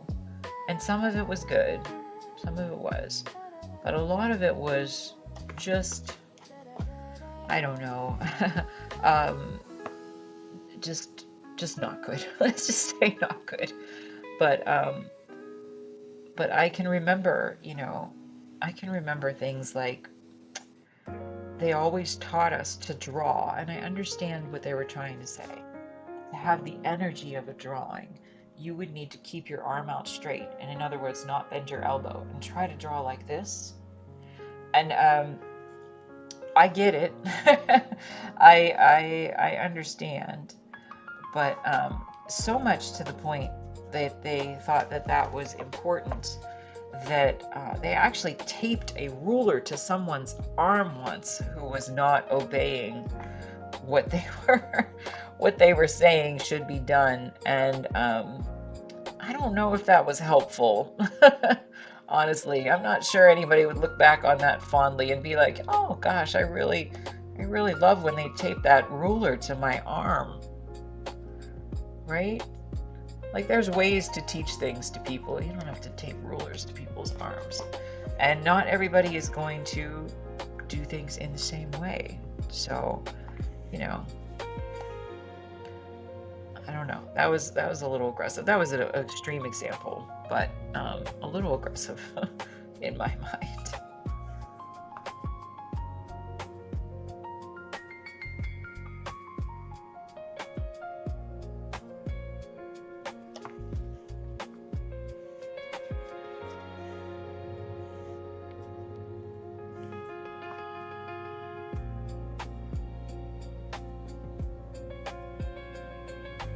Just going around here and trying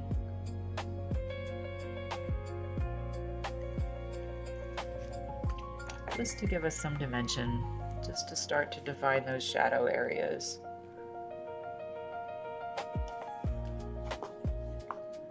I can hear lawnmowers outside. It's another thing about Central Florida. See, in Central Florida, first of all, it's super hot. So nobody mows their lawn in the middle of the day. That's just not something you would do.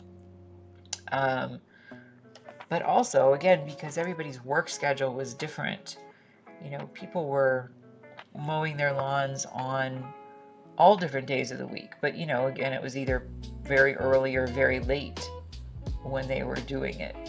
And I've noticed that, again, outside of Central Florida, everybody mows their lawn on Saturday. That's like a thing, I guess. Everybody mows their lawn on Saturdays.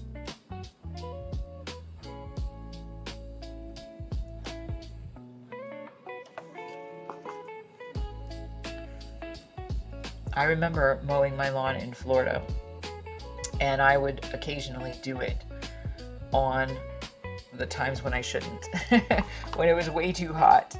And I would actually have to we had a tiny postage stamp lawn, but I would actually have to come inside and just drink gallons of water before I could go out and finish. It was terrible.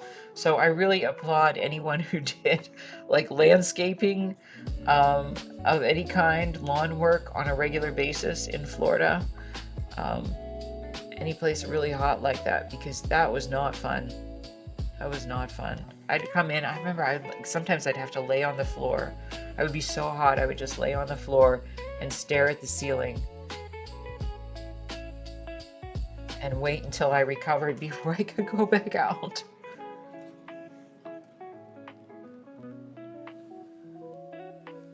When we would go to those spring training games, most of them were there. Well, they were all in outdoor stadiums, and I remember the Detroit Tigers practiced in Lakeland, Florida, and it was a lovely stadium. But depending on where you sat, you would be either completely in the sun for the whole game, or you would be you could be hidden away in the shade. And I loved that stadium. It was beautiful, and they served strawberry shortcakes. I always thought that was fun. Actually, they'd walk around with them like they were concessions that you didn't actually have to go to a stand. It was their thing. They walked around with strawberry shortcakes. But I remember one time we sat in the bleacher areas that were just completely in the sun, and I almost passed out. because it was just so hot. So I did very much like it. I loved going to all the spring training games, but I did, prefer days when it was a little bit nicer, a little bit cooler. March can be, or at least it used to be, somewhat cool in Florida, um, so that I didn't have to worry about that so much. But that was the only one I think that I almost passed out at.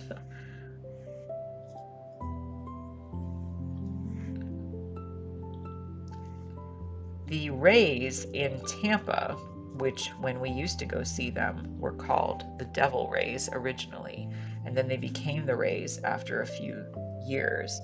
But they have kind of I'll say it's a quaint stadium. It's a little run down. Um, it's nice, but it's a little bit run down. And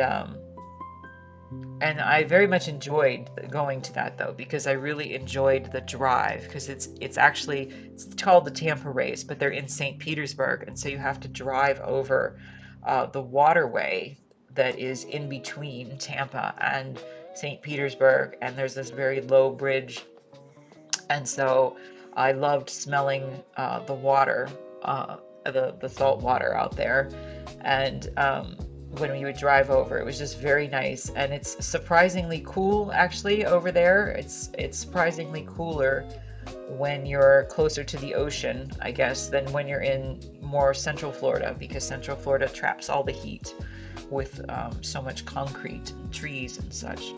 But when you're close to the ocean, it's not as bad, and so we used to go over there a lot, and that was quite fun.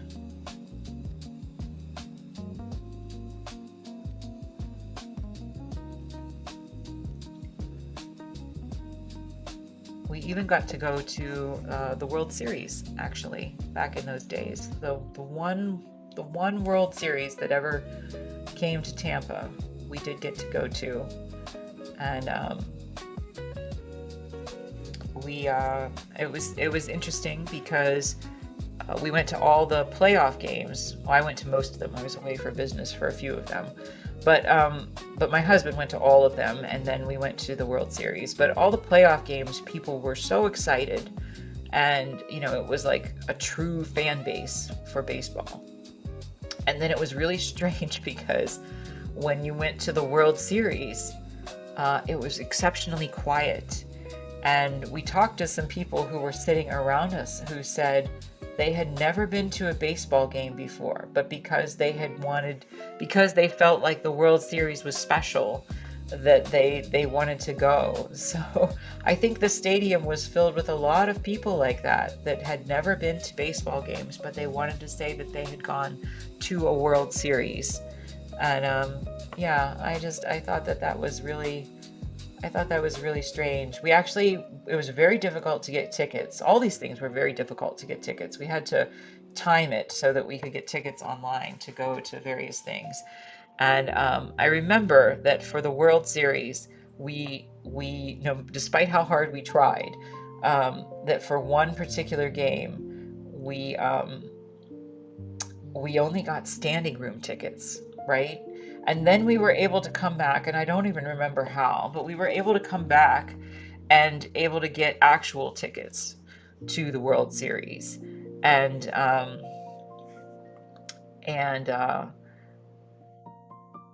so we had this extra, ticket. I didn't want it to go to waste. So I remember we went to, there was a Subway restaurant that we just went and used the restroom at before we went to the game. It was right near it.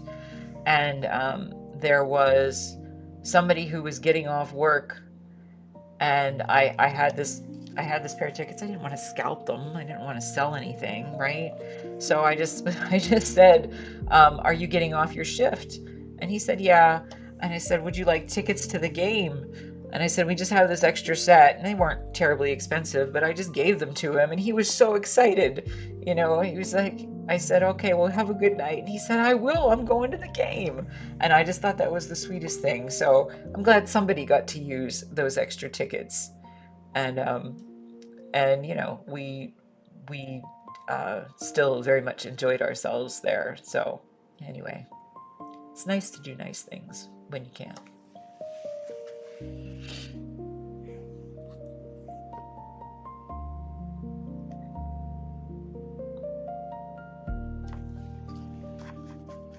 All right, so those are looking a lot better. I am going to let this one dry. I am going to come back to it. Actually, I lied. First, I'm going to go in and I'm going to fix a little bit of this cookie around the balloon. I forgot that that was there. So let me just go over there a little bit and just try to refine that just a little bit before since I have this color mixed up already, because it is very similar around this edge.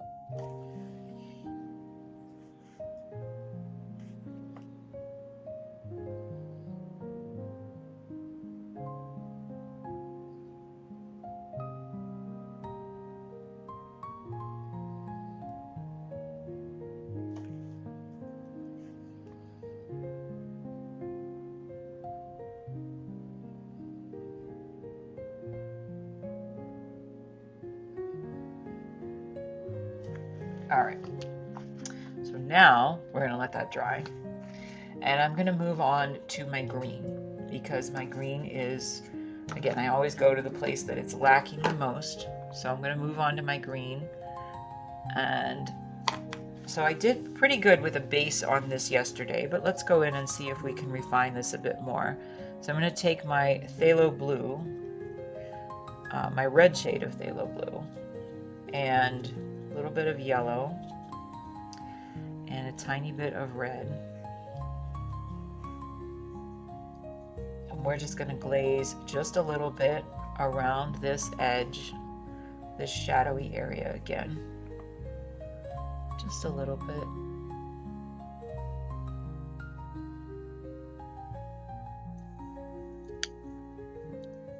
I do just have to kind of clean this up as I go.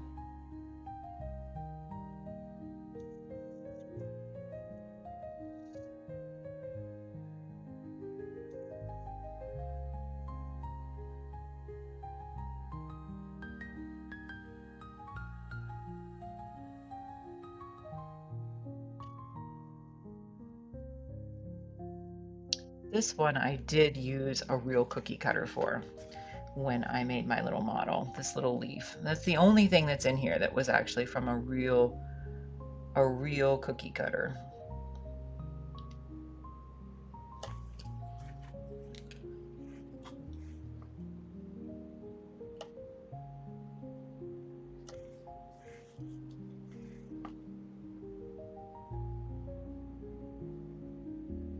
Don't need to go around the whole thing. I just want to try to fix some of these deeper shadows and then go in with some of the lighter green and bring this out more.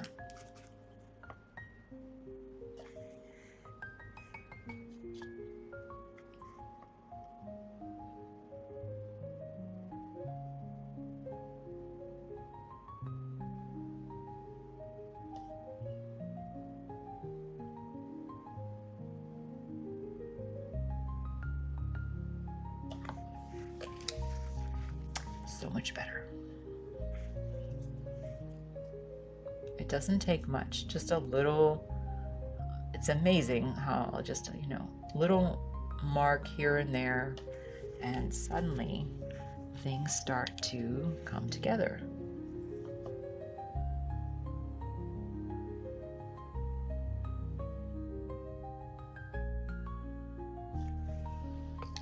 So it really starts to look like the frosting is sitting on top of the cookie here. But it's still all very rough. So I'm going to go in with a larger brush. I'm actually going to I put a little bit of this other liquid blue that I had, liquid phthalo blue, which I said this phthalo blue is a red shade.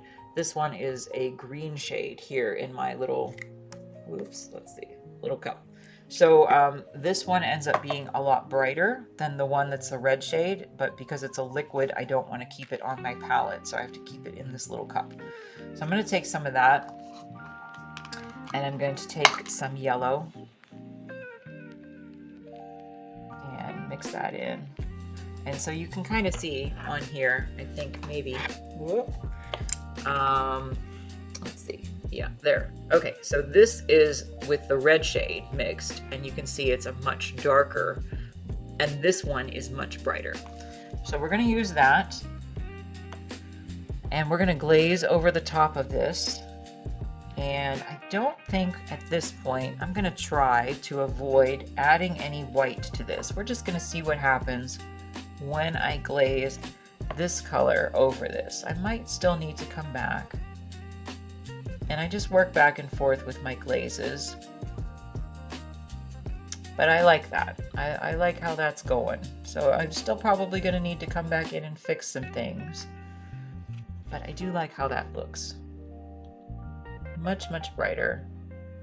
And then still all of those, because it's a glaze, all of those marks from underneath are still kind of peeking through.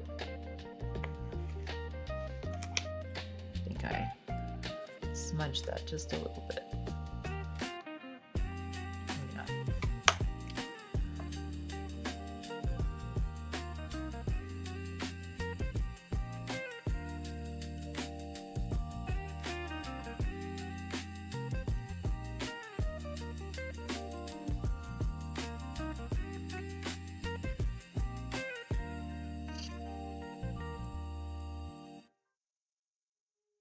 I think that actually, if you're not a painter, if you've never done anything like this before, the closest I could describe this method of painting would be like faux painting. Have you ever done that to walls where you kind of mix a paint color with a glaze and then apply it to a wall very thinly, usually with, either rag or, sometimes with a brush, sometimes with other things, and then sometimes you like wipe it away. So I did a lot of faux painting for my parents one year, a long time ago, I remember. And yeah, I guess it's a very similar, I never thought about that before, but it's very similar to that, this method of glazing. So even now, I've put that glaze on. I'm going to see what happens if instead of trying to work back in some white, let's just see, this might not work. Let's just see what happens if I just pull off some of that glaze a little bit strategically. And so I'm actually using the plain glaze on my brush. And so what happens is it stains the bottom just a little bit. I could scrub it and get it all off, but it stains the bottom just a little bit. And then it still lets me, have this nice variation in color. So again, this is a regressive technique, they call it.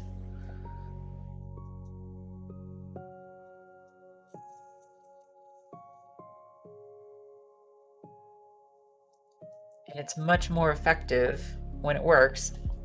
It doesn't always work, but it's much more effective than, say, if I were to keep that glaze as it was, try to apply white and try to apply more glaze. I could do it.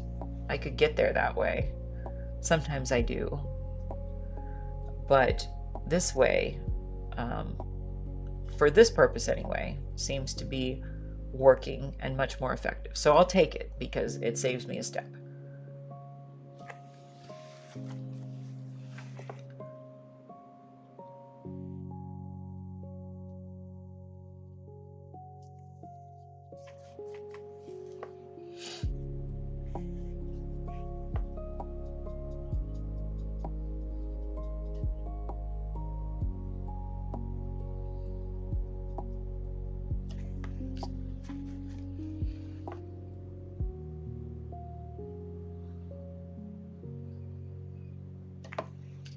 Okay, so I'm gonna let that dry now. I'm gonna have to come back to it, but that's much better than it was.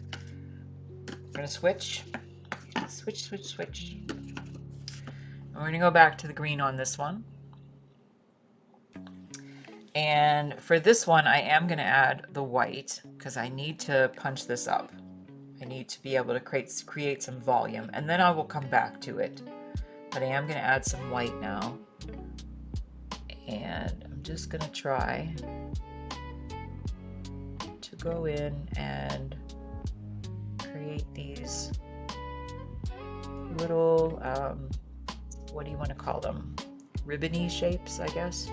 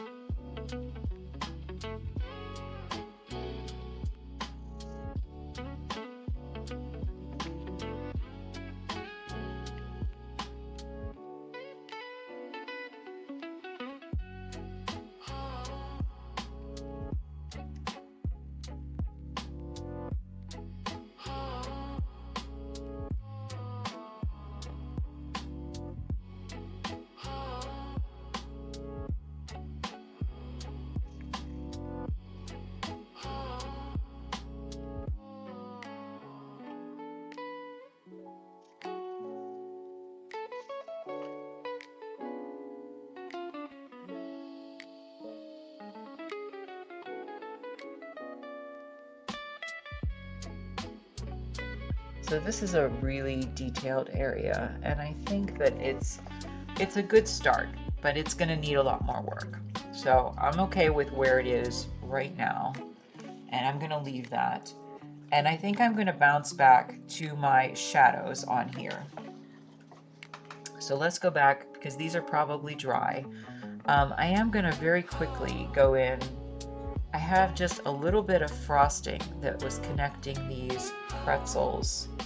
I think it's okay to have a little bit of shadow back there, but they do have to be connected with something. So I'm going to go ahead in and I'm going to try to create the frosting in between these pretzels, or at least the initial layer of that.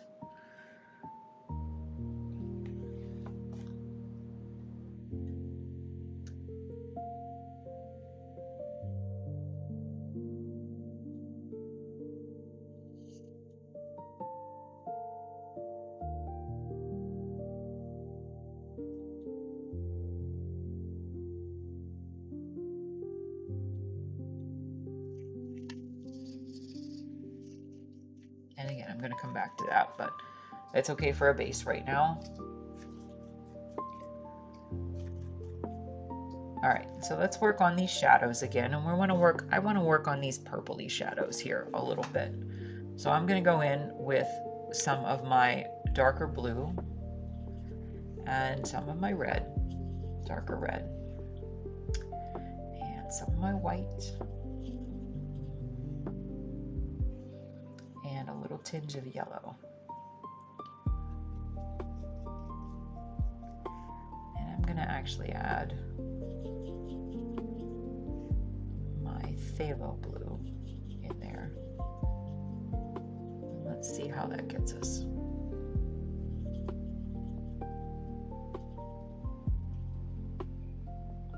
That might be a little too purpley. Let me see.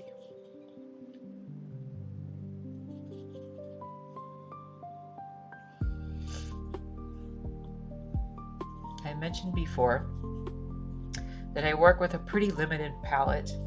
I only keep, what, 7-ish colors on here usually. And I learned that from an artist that I talked to years ago when I worked at the magazine. And his name was Mel Leipzig. And I really encourage you to look up his work. He passed away last year, but he was a brilliant painter. And he used a very, very limited palette, and I think it's good to challenge yourself to see what you can do with limitations. That's actually a good thing overall for art. in general, when you have everything at your disposal, sometimes that can be overwhelming, almost to the point of being paralyzing. But if you challenge yourself to, limit your materials, then you can often come up with much better results and much better ideas. So anyway, Mel Leipzig, go look him up, and I think that you will be astounded at his work, at what he can do, or what he was able to do with an extremely limited palette. I think he started out with, I don't remember exactly. The interview was a long time ago that I had with him, but I think it was somewhere around 13 colors that he started with which he whittled down to 9 and then to 7. He may have actually gone less than that.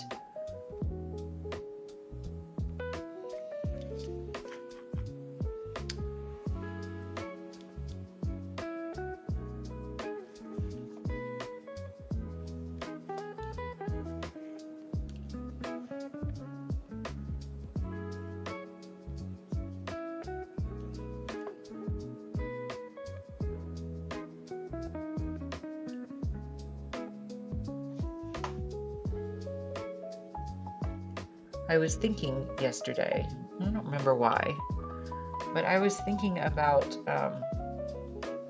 have you ever heard the term ephemeral art? And that some art is, not intended to last forever. So I try to make my pieces as archival, we call it, as I can. I want them to be, I want them to endure. So I use colors that specifically are meant to have, be a little more fade resistant, and I use golden acrylics instead of cheap acrylics because I want everything to be very stable. I use the medium in the paint because, again, I want it to be stable. I don't want to use water and water things down so much to the point that it's structurally bad. But I was thinking about that, and did I mention this yesterday? I don't even remember. It's very difficult when I ramble for hours at a time on here to remember everything that I say. But one of the places that I loved was, I think I did say this, but I'll say it again. One of the places that I used to love to visit was Falling Water, which was the wonderful home that was built by Frank Lloyd Wright. And we went there on a field trip when I was in school, in elementary school, I think, maybe middle school. It wasn't terribly far from where I lived, and then I went back when I was much older. But it is a home actually built on top of a waterfall, but it was not meant to last forever. And it's such a beautiful place that it's kind of hard to believe that that was his intention, that it was not meant to last forever. And so they've gone through conservation efforts to try to boost it up, but it's interesting to me. There's a number of artists that I have admired in the past that are creating, I guess, what I would call ephemeral art that's supposed to be experiential, right? That you just get to experience it for a short amount of time, and then you have to let it go. And I think that's very interesting to me, because I am so tied to archival stuff. I want to make things that last, many, many, many, many years. But I think it's very interesting to think about artists who, they make things that are ephemeral, that they are not meant to last forever. And sometimes, they're quite famous artists, and they're big names that are well known for that type of work. And sometimes it's just, I think it's really interesting when people that I've seen before on various sites create art out of like coffee.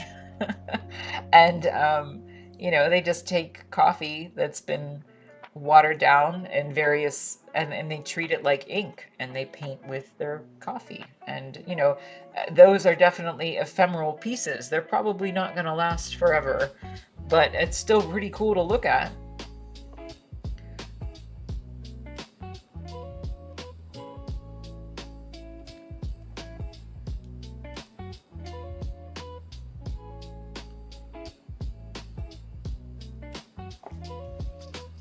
still not sure. I think this might be a little bit too busy with all of these little spaghetti strings. So I think that I am going to maybe, we're gonna have to see. I'm still gonna think about it. I don't want to make drastic changes right now because this is still early, but I'm gonna see if maybe I have to eliminate these two in the back because they weren't in my original photo anyway. I do have to create, you know, little shadows for them back here, but it might just be getting a little bit too busy. So you know what? Yeah, I think that I'm gonna end up scrapping them.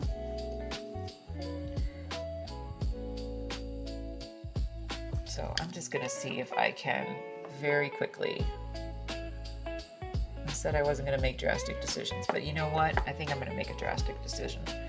So what I want to do is see if I need to sand anything, or if I can just paint over it. And at this point it's pretty thin, so I might be able to just paint over it.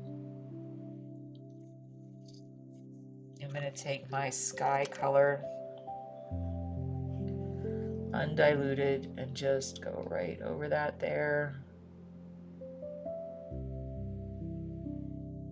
You know, I have these grand ideas of things, and I always do this. I always think that I can magically make something, you know, that's imaginary. And I'm just not that kind of person. I really need a reference. That's why I bake my little cookies in real life, and I take a little picture of it, and then I use that as my reference source. And I do change some things, but when I try to get a little too drastic with those changes, it just, you know, I think it's just not my strong suit. So I'm just gonna let that be. And I'm actually gonna change this too. I'm gonna move this. Just paint right over that, and I'm going to move that shadow just a little bit, because I do have to think, you know, sometimes the photos lie. I always say sometimes the photos lie, but I also want to think like, okay, what would this shape actually be in here if it was casting this shadow, and where would this actually fall? Probably more like that, because my model wasn't perfect. It was a little off center, and so I'm really trying to think, you know, part of that, if I'm looking at this, if you're trying to figure out how to do that, part of it is thinking like, okay, well, how far is this shadow from this little string? It would probably be about that same distance from this one over here, right? Be pretty close. So I'm just going to try to do that, and I think I'm much happier with that. So it's just sometimes what happens. Sometimes it does. And what I'm doing now, and again, I'm going to come back and clean this up, but what I'm doing now is I'm actually taking some of this dark color that I had from my shadow, and I'm mixing it with a little bit of this sky blue that I have here. And so that will help to soften that edge a little bit everywhere, to make things feel, again, I want to try, if I can, to make it feel like this little balloon is floating across the sky and in motion, as opposed to being something stagnant. So that's tricky, but I'm still going to aim for that.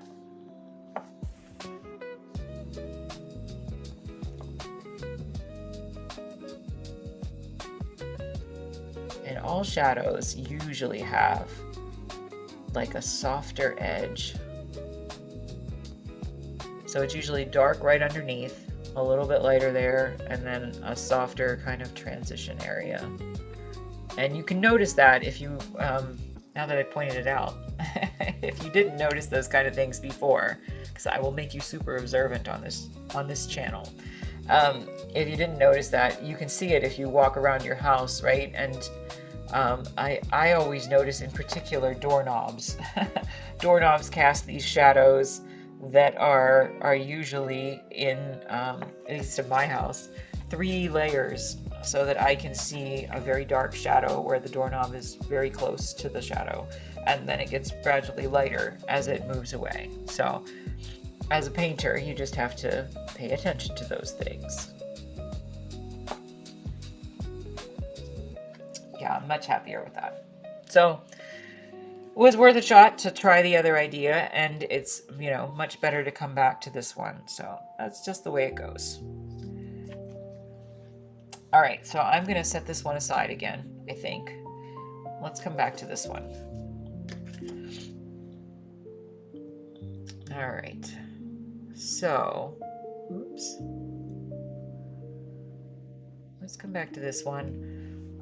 Let's go in here. A little bit of a smudge there. It's still a little bit wet, so that's good. All right, so let's go in here. I'm going to try to refine this little part again. This little red part on here. I can see again that there's a slight shadow on my photo, but it's really not as defined as I want it to be, right behind all of these little dots of the red frosting. So I'm going to go in with just some red, dark red, and just a very tiny bit of my dark blue. So it's mostly red, just a tiny bit of my dark blue. Put my glasses down on my old lady face, and I'm gonna go in and just try, if I can,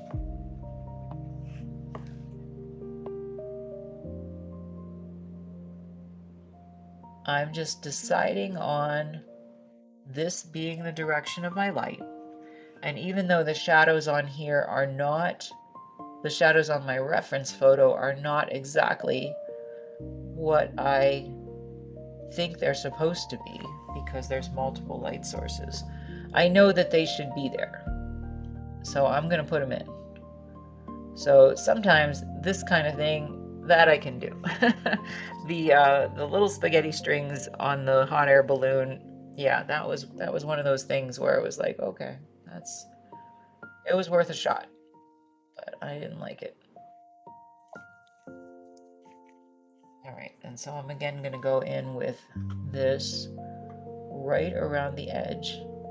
I find that trying to create shadows, again, and it's in part because of this glazing method, I find that they are far more convincing when they're done in multiple layers than if I tried to make one solid layer.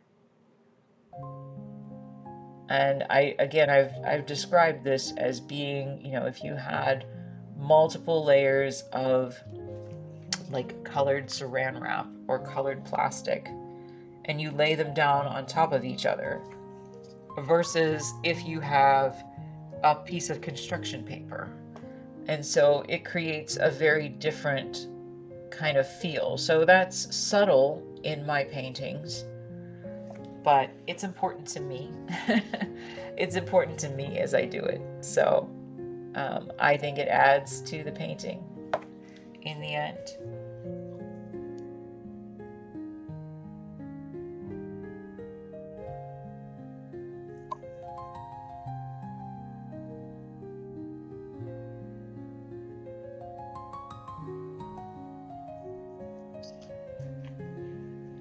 And again, this is something I'm just going to have to let it dry and come back to it.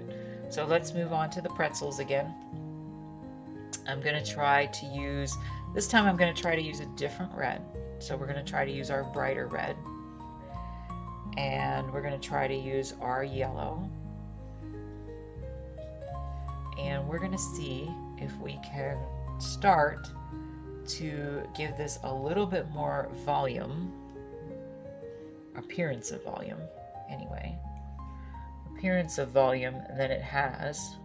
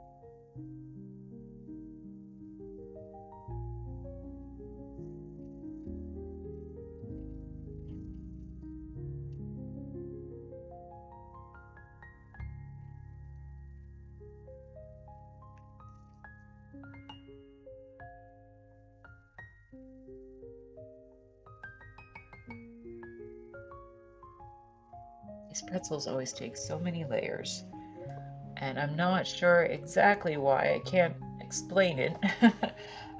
Why it takes me so many layers, I guess, to do it. But I know eventually I get there. Eventually I do.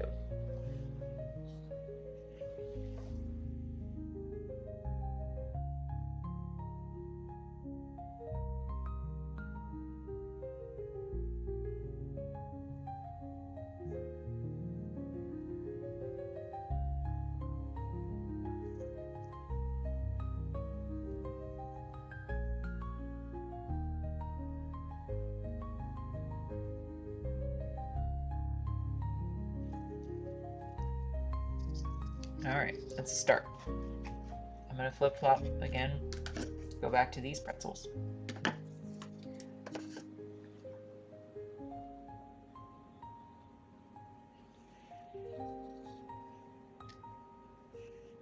And I said sometimes I will punch up the color in my reference photo because I know that my instinct is to dull things down. So I did that with these, but I can see that my pretzels look a little dull in this photo compared to the one that I used for this one. So I'm just gonna try as much as I can to brighten these up to more be similar to this one.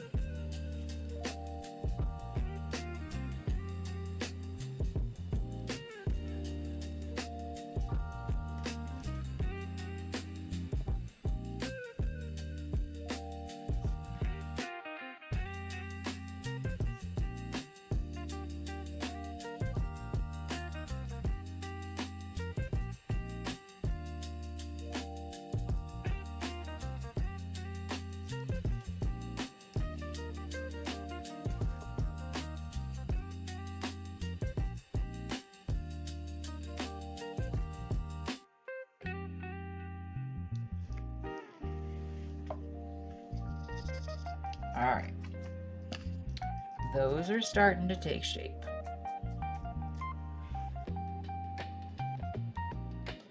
I'm going to, well, you know what, maybe I'll wait on that. I take it back.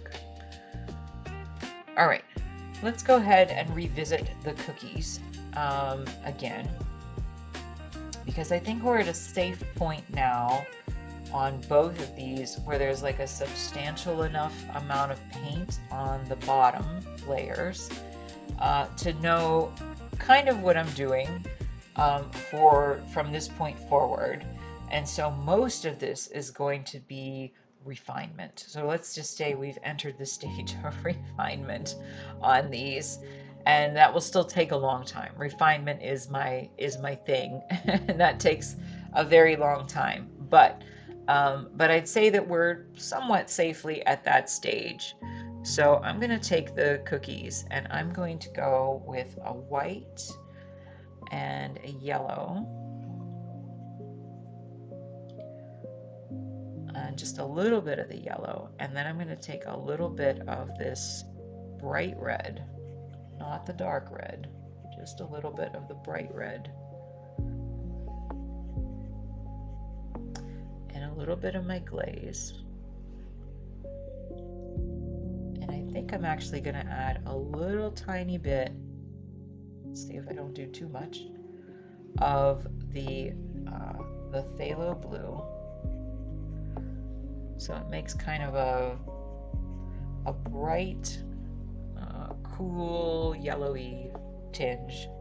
And I'm going to see what happens if I go right around here and try to start to apply a little bit of this to start to give my cookie a little bit of dimension.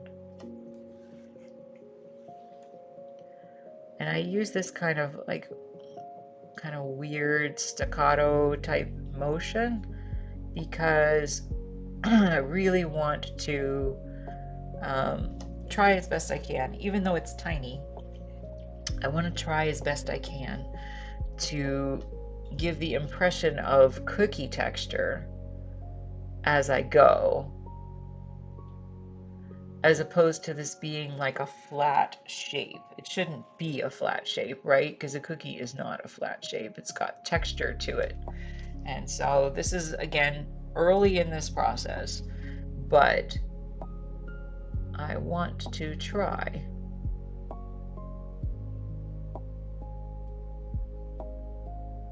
to capture that as best I can.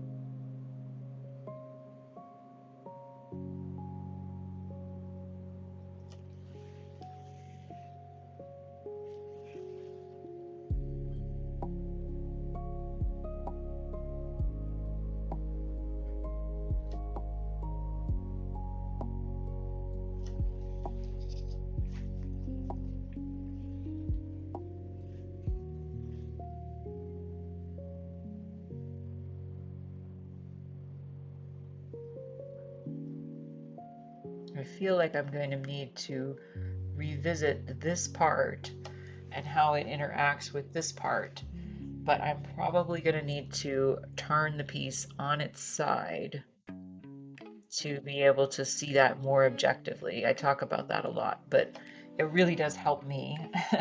It's very helpful for my brain to see things from a different perspective, because you do kind of get locked into seeing things from one point of view and what you think it should look like. And then suddenly when you turn it sideways or upside down, that all changes,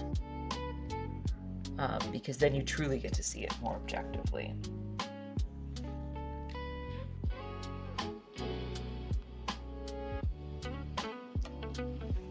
All right, so I'm going to leave that one for now. Let's go back to this one. This one's a little bit different, mostly because of how those shadows are falling on it.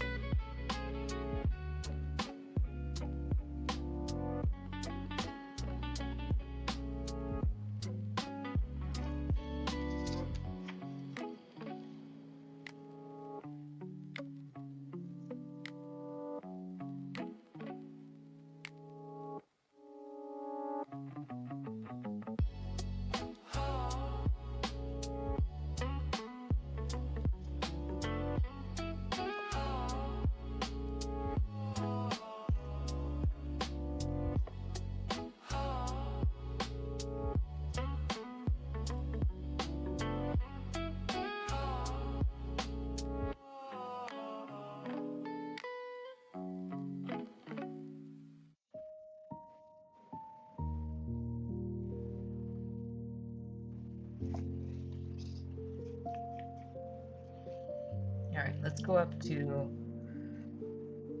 the balloon again, and I'm going to actually switch brushes to my tiny brush and use that same color.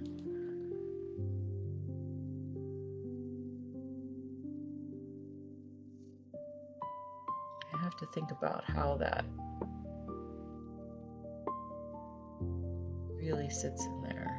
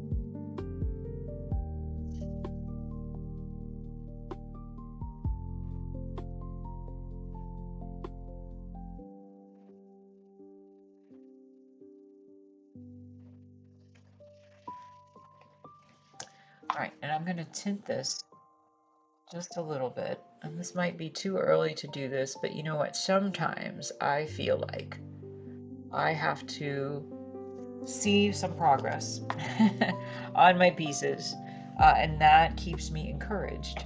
So I'm going to take that color that I had and I'm going to add just a little bit more of my phthalo blue to it and a little bit more white. And I'm going to take that and just try to go right down the edge of these little spaghetti strings very thinly.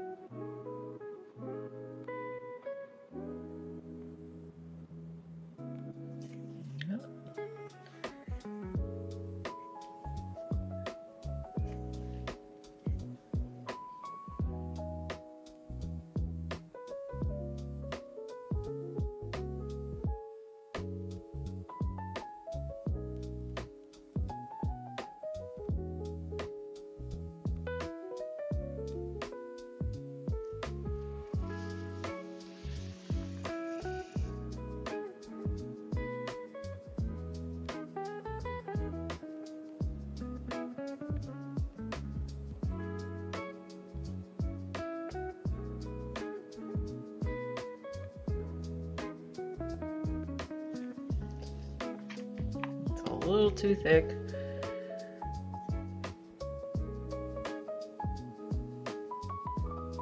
I mentioned that I did Trompe L'Oeil pieces that were recipe cards, and this is the this is the struggle that I had, because if you can imagine painting, sometimes they would be, you know, a lot of recipe cards were just handwritten, of course, and so I would be copying the handwriting in paint, but sometimes I'd be painting the typography and that is next to impossible to do at scale.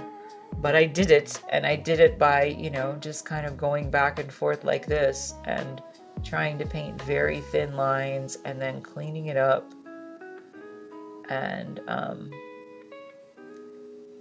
that was one of those times where I would make sure that I had all my colors mixed up in these little containers, so that if I had to fix anything, which I often did, then I would have it available to me.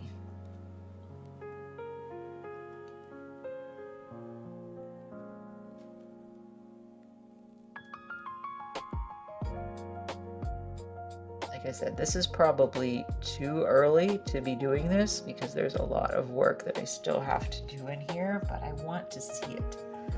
I want to see that everything's working in here. I want to see some progress.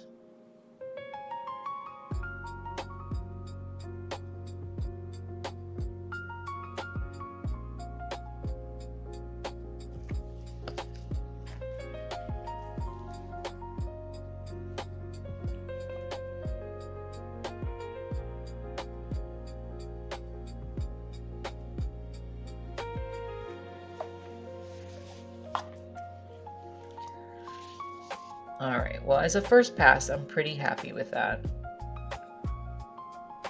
Like I said, I need to go in here and really fix a lot of pieces. I also want to go in here, I can see there's a shadow on this part of the cookie. I want to make sure I don't forget that. So I'm going to go in with, again, some of this phthalo blue, because I can see it's being reflected from the sky color, and some white, a little bit of red,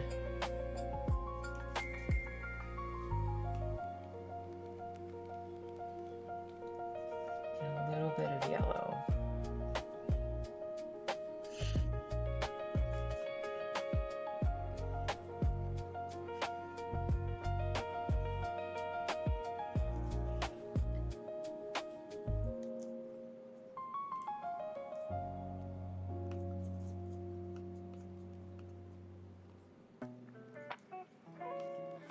Let's just see how that looks. Might not be dark enough. Let me see.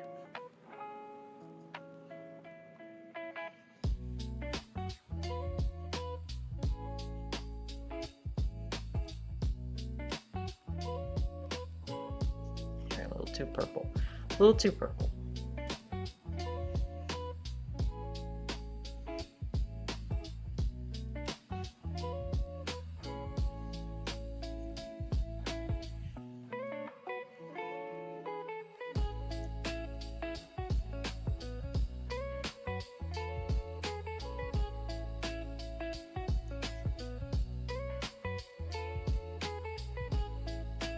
Just a very thin little shadow in here. I'm not sure I'm going to get it right. I'll have to revisit it certainly, but I'm going to try.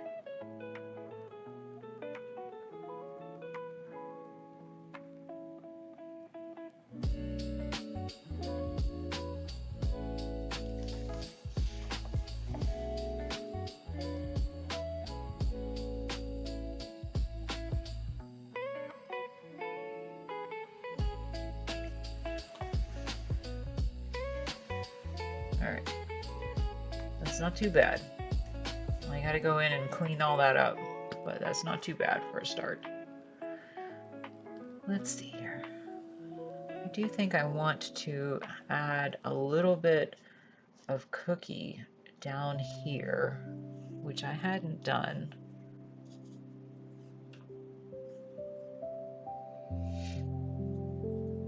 So that's gonna be a different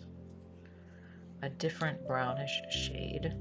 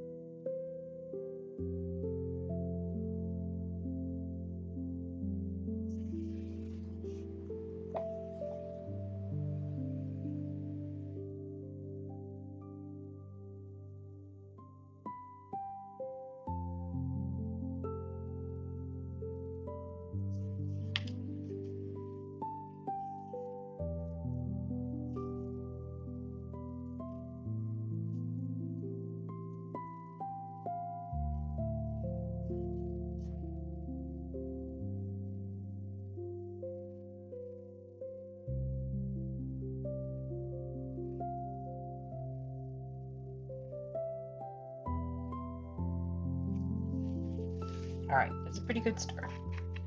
I'm again gonna have to revisit that. Let's just see if I can quickly put in just a little edge highlight, just to make this a little more evident that it's here.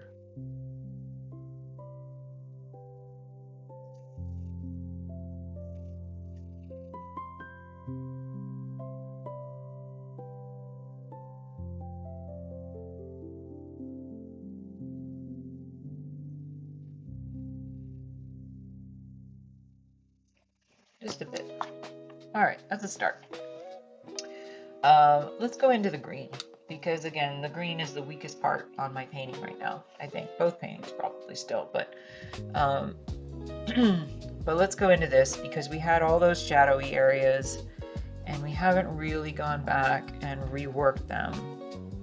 So I'm going to take some of my red shade of phthalo blue and some yellow and some cadmium red, and I find that that creates a really nice shadowy color on anything that is green. So it is interesting. Color mixing is interesting, and I say that like this is going to be the only the shadows that are on the actual green, not these shadows down here. So let's just see what we can do with that. Some of these shadows here are lighter, and so I'm gonna have to add some white and some less of the red into this, so it will be a different mix, but we're just gonna do the dark ones right now.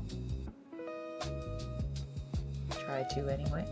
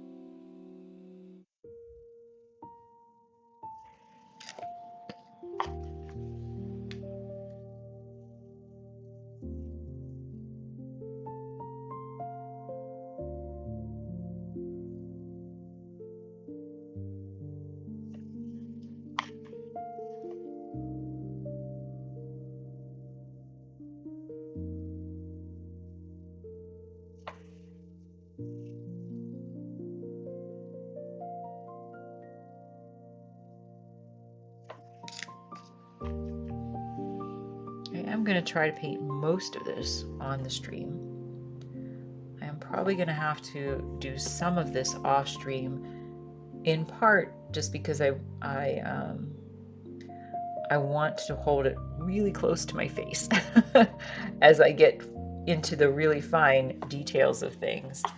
And that is not really possible for me to do on the stream. So I am going to do most of it today and most of it on Monday, I hope. And these pieces are already spoken for, so thank you to the wonderful collector who is interested in these ones. But I am going to try to get most of them done.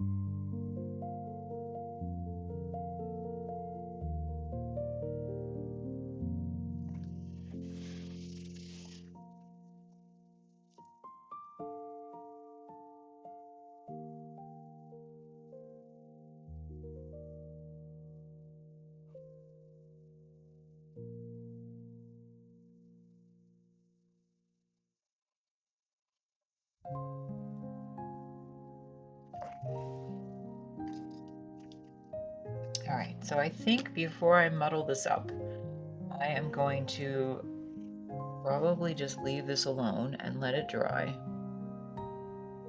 and then come back to it again, so that I don't get, too impatient, try to mess around with things too much. So we're just going to let that dry. Let's flip back. And let's see here. Let's see. You know what? Let's do something fun. Let's do something fun, right? Let's try to start to bring out some of the blues in this one. And that's fun, because that really starts to make things pop. I have this nice base, so I'm going to take this base color and I'm simply going to mix some more white into it. And then sometimes what I need to do at a certain stage is I might need to glaze over that, because I don't want it to be super pasty. But we'll just see how it goes. And I just want to start to build out some of these shapes.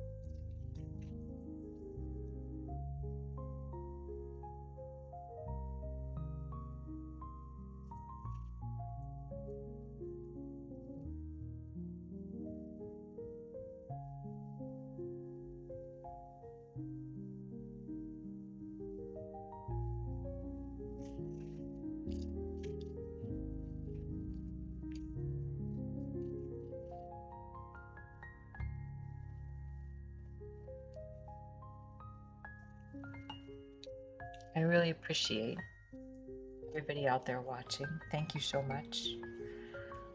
I hope I'm not rambling too much. I think I try to tell very soothing stories and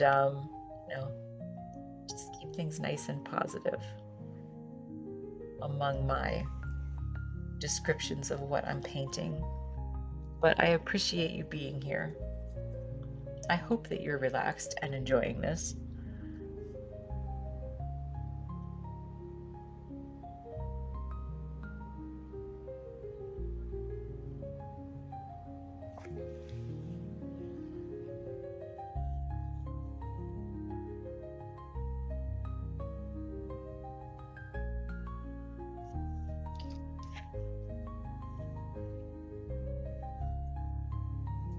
I feel like the time just flew by today. I didn't realize it was so late.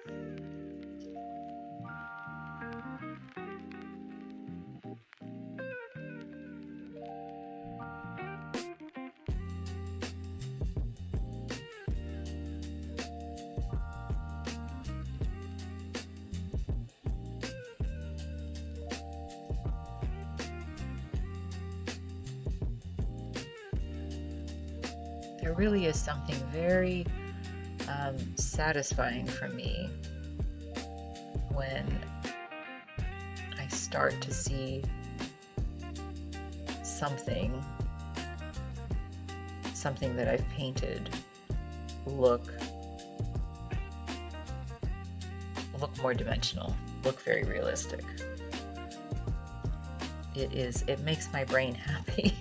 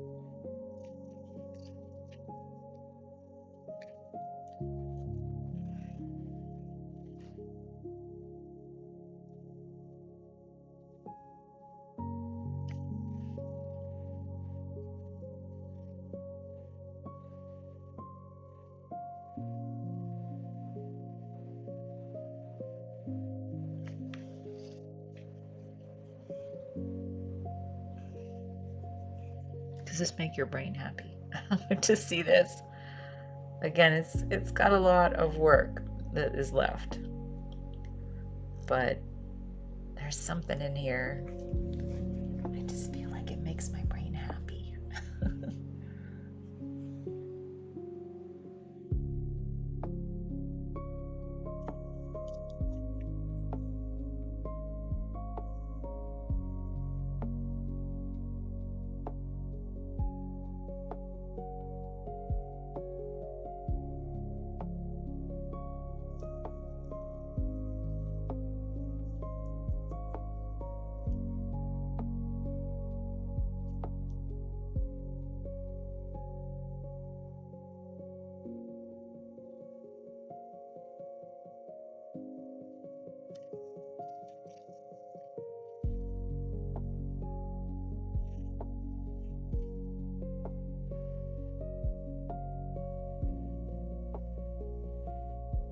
I will try to use some of that kind of rough stippling motion. I have to be careful because I have a tiny brush, right?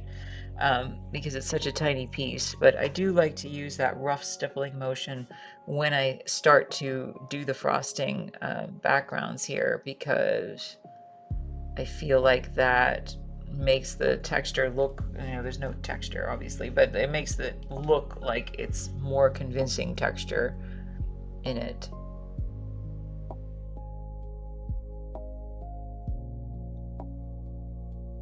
So I use some little brush strokes obviously, but I do try to mix that with some more stipply kind of dotted motions. So it takes on a little bit more variation.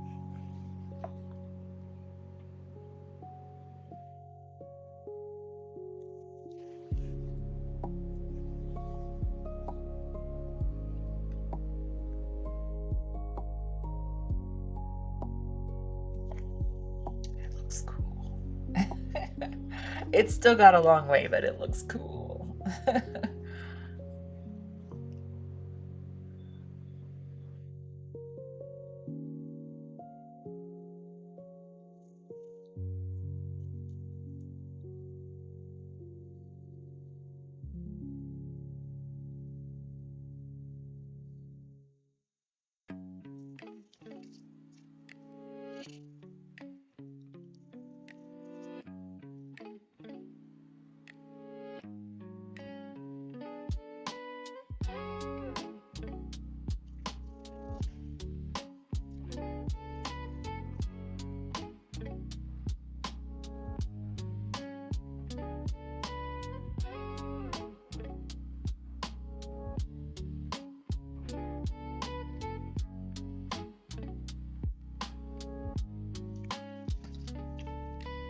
Funny how very simple little things, like just this moment, right? It's so satisfying to start to see just a little inkling of where the painting is going. And I'm a simple kind of gal. So it doesn't take a lot to make me happy. When I was a kid, my favorite thing was a bowl of cereal and Saturday morning cartoons. That made me happy. I still like cartoons on occasion. I don't get to watch them as much, but I still like cartoons. I still like cereal too, but I can't eat as much anymore, and I certainly can't eat the types of cereal that I used to eat when I was a kid. But I like the idea of it. Kind of like the ice cream paintings or even the cookies. I don't actually eat any of this stuff. Very rarely. I baked all those cookies this past year, and I bake all these, and I didn't eat any of them. But I love using them for these kind of things. I did eat the Haagen-Dazs. I did eat that. What was that? Like a week ago. When I photographed that, I did eat the Haagen-Dazs. That was the first ice cream I'd eaten in a while. But I had to. It was a sacrifice I had to make because I had to take the bites so that I would have the different photos that I had to take, right? So I had to take the bites. It was science. I was given no choice, really. So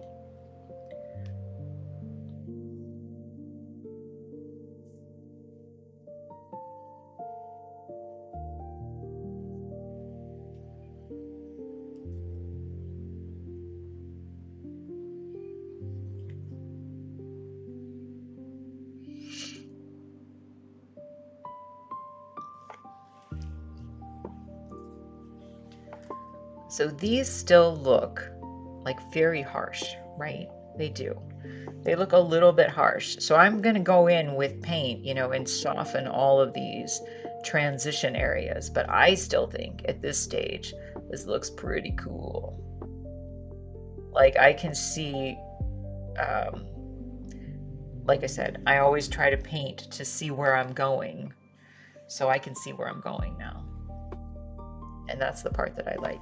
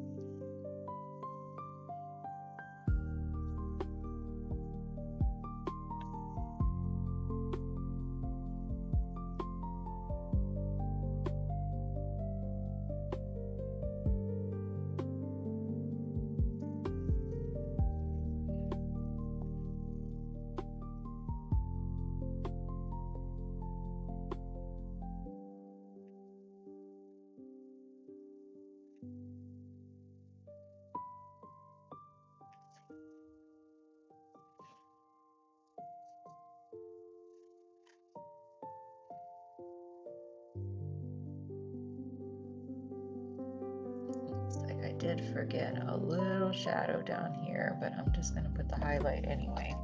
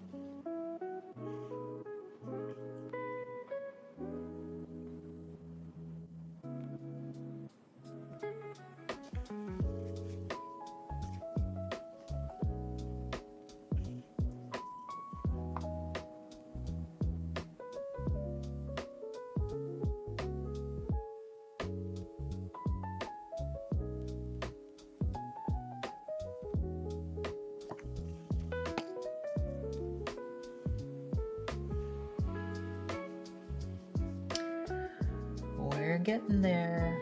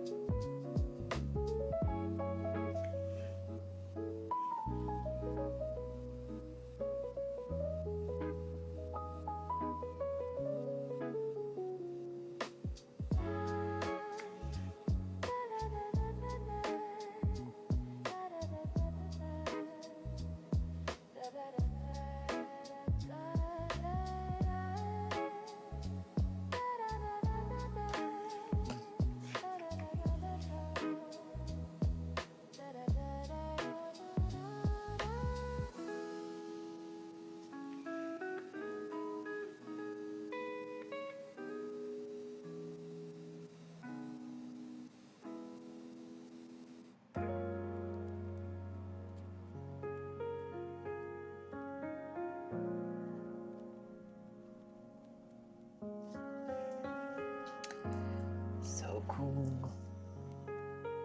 So I have a little bit more to do on this, and then I think since I have this color mixed up anyway, I'm just going to go back and try to start this on the other one as well. And then I will have a really good base to keep going. So like I said, I am probably going to work on this. I'm not sure if I'm going to get to work on it tomorrow because I have some other projects that I need to finish. So we might just come back at this point on Monday. I'm really not sure. But I know I'm at least going to need one full day at some point, either before or after Monday. So, yeah, I'm not sure exactly. Not sure exactly which day is going to be best. I do want to make sure I finish up my other projects as well. But we'll see. We'll see how I get through tomorrow, and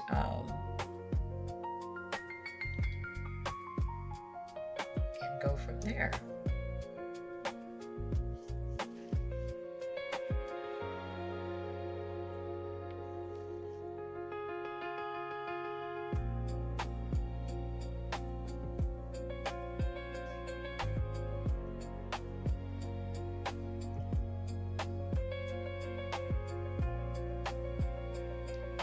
I'm excited though, because I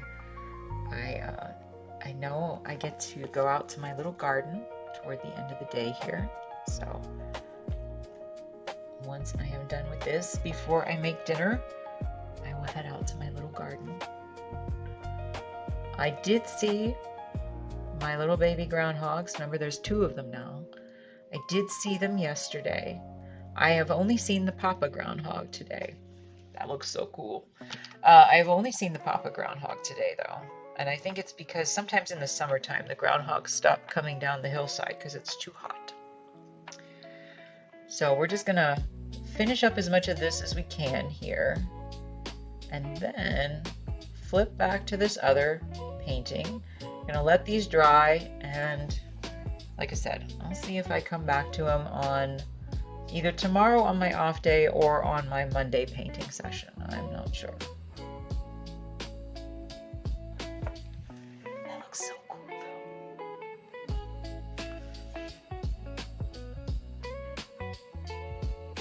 Let's go a little bit down here, and then we'll switch. So we still got a long way to go. Still got, just going to turn this on its side right now, because I do want to get this one little piece down here. Some of it's easier just to paint on its side. Still got a long way to go, but this gives us a really nice base for all of this.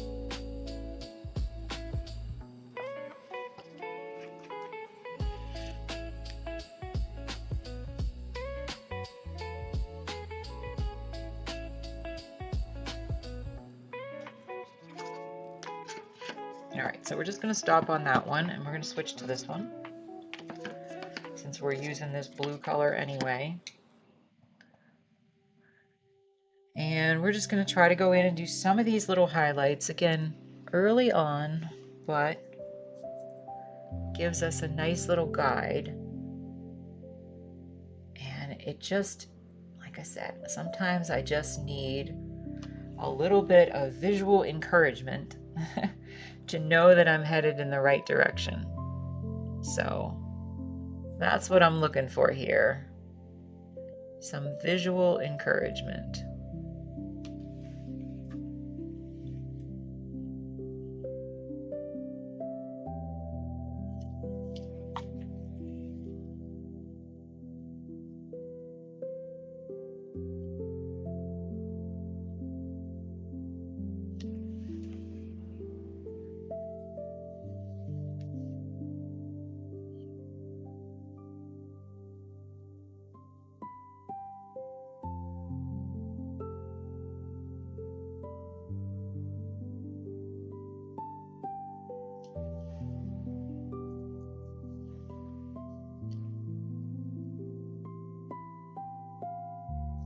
Switch to this other image that doesn't have the bird in here, because it did block some of my view when I had that, when I was holding that up.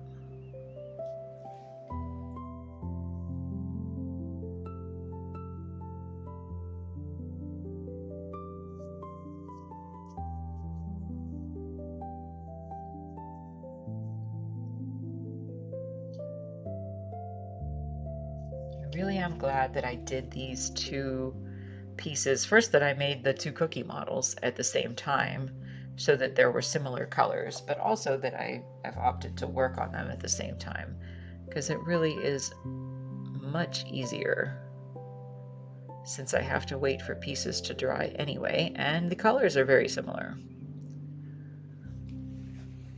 Look at that, that's so cool. Is it weird that I think that my own work is so cool? I don't know. I don't know.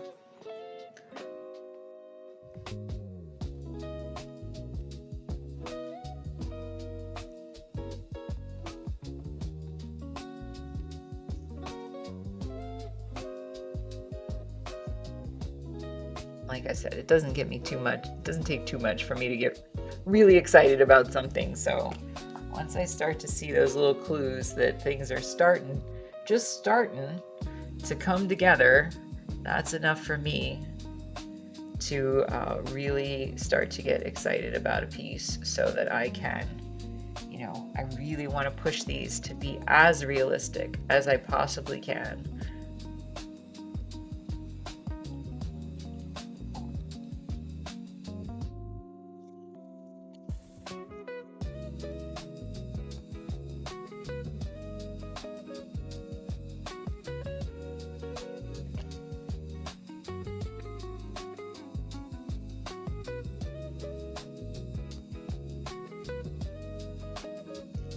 Some of the frosting on this background for this particular piece actually kind of faded off to the edge. It was very thin. So that's what I'm trying to do here. A little bit on this edge and a little bit on this edge over here too. So it's just thinned out, and so that makes it look a little lighter in color because that white background is peeking through.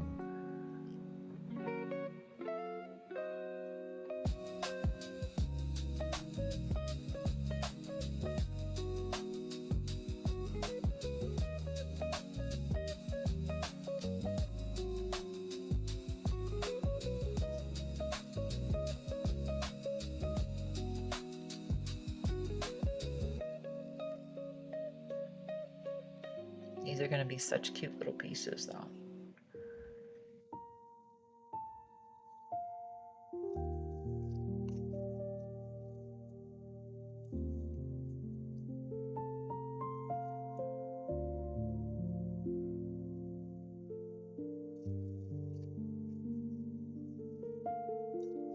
I remember when I was a kid, I don't think I have them anymore. Like I said, I didn't actually use any real cookie cutters on these when I made these little cookie models for these. I didn't use any real cookie cutters except for this leaf. So, but I do remember that I actually had very, very tiny cookie cutters when I was a kid.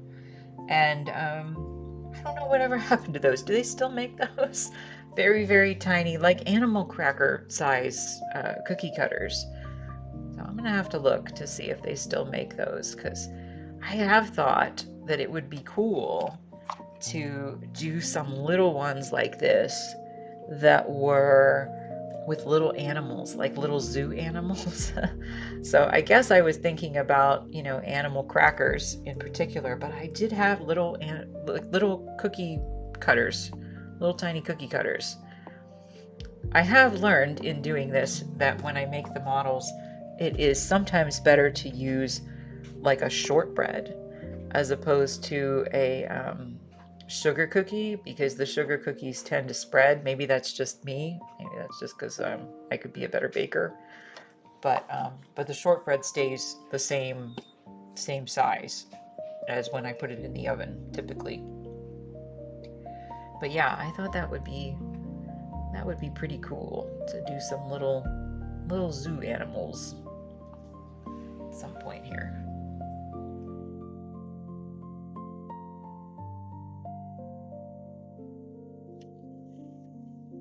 That looks pretty good. Since I'm here and I really want to punch this up just a little bit longer and we have a little bit more time, I think that what I'm going to do is go into these black areas that I have now. And again, we're going to take like probably another 2 full days to finish this up. But I want to see if I can try to get a little bit of the highlight. Can you see that like on my screen?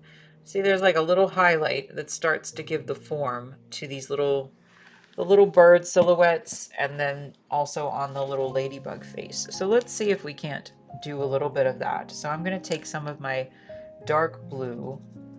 Actually, I take that back. I'm going to take some of my phthalo blue because it's a highlight. Some of my phthalo blue, and I'm going to take some white.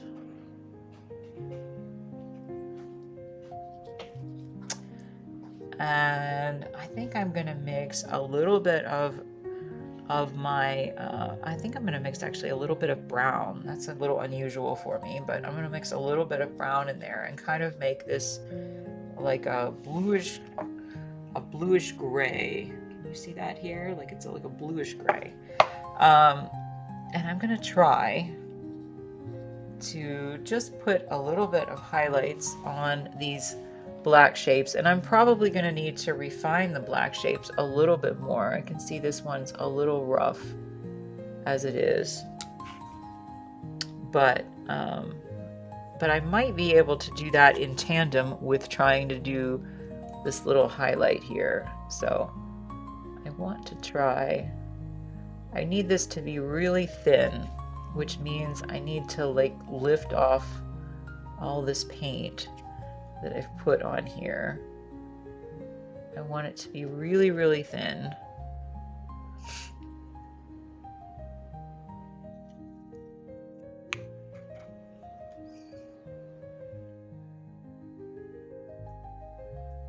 So I'm just wiping this off. A little bit more back in here.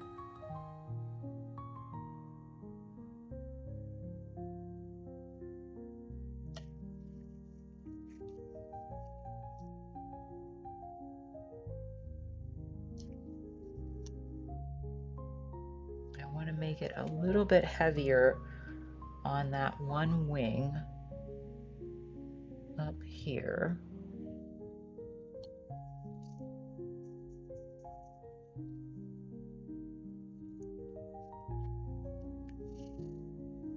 Hang on just 1 second for me.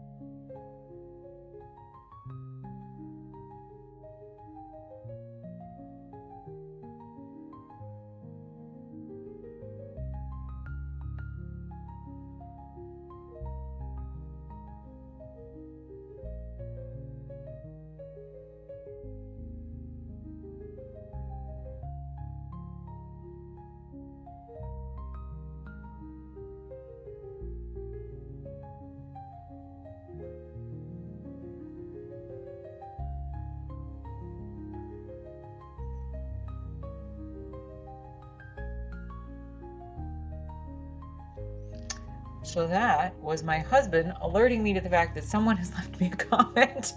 And I'm still not quite adept to the command center. So I apologize.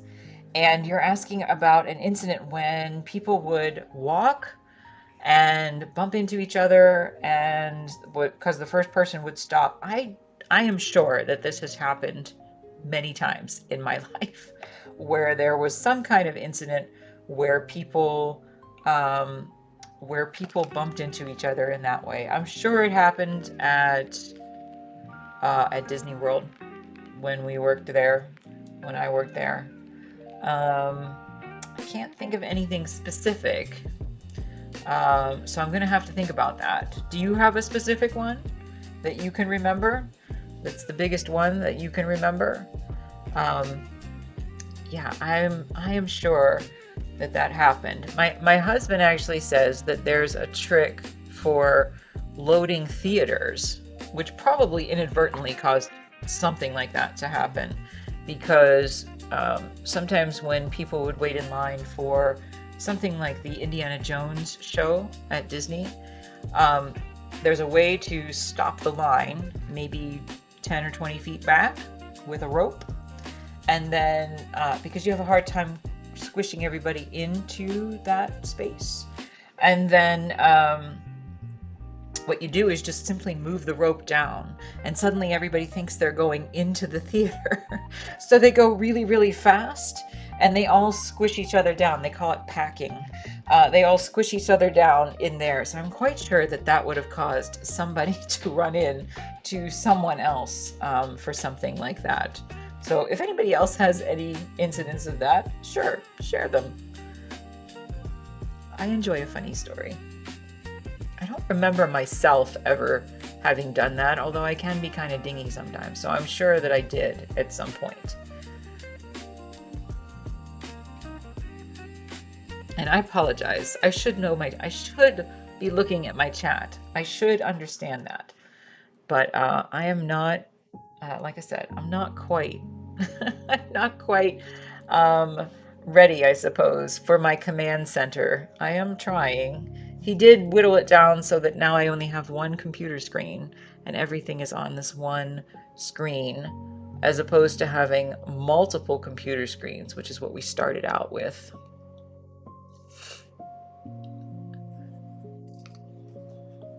What does it look like when everybody runs into each other? Probably just a mess. I would think it's just a mess. Just a mess. Usually, I would think it happens probably a lot more nowadays, right? Because people are on their phones.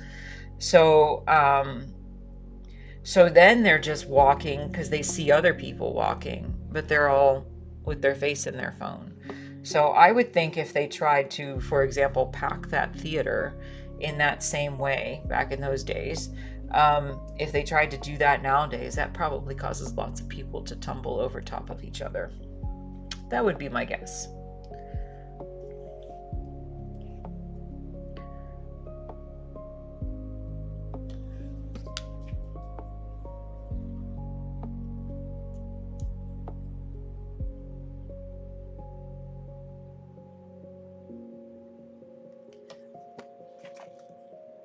It's interesting when you see like large crowds of people, because he used to manage large crowds of people. Oh, I have a funny story about that actually, because you want to know what happens when people bump into each other. So years ago, they used to have something called Super Soap Weekend at the Disney Hollywood Studios. It was then called MGM Studios. And so they used to have all the soap opera stars come over, and people were crazed. They all wanted autographs of the soap opera stars. So this is back like in the late 90s. The soap operas were big.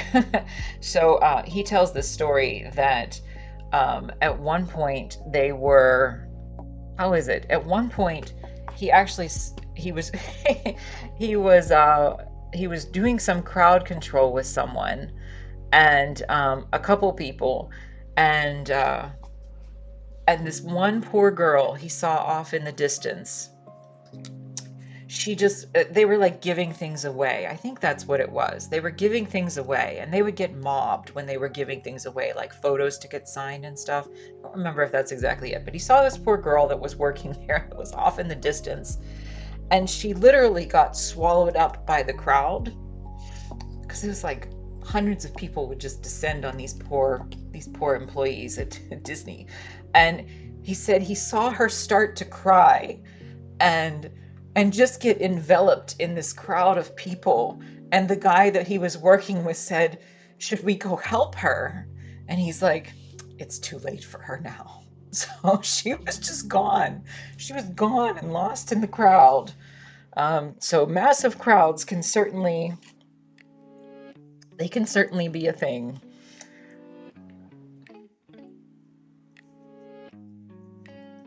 He said that when he was giving away, this is like when he was like young, like probably 19 or 20 years old. He had this like vest on and was giving away the photos to get autographed during one of those Super Soap weekends, and that he got mobbed by so many women that were just grabbing them like off of him, like weren't waiting for him to hand them out. They were just taking them off of him. It was so bizarre. People have like a mob mentality, I guess. It is true. It happens.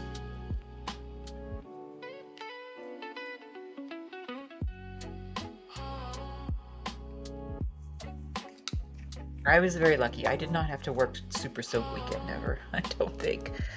But it was definitely a thing. Definitely very passionate people that really liked their soap operas back then.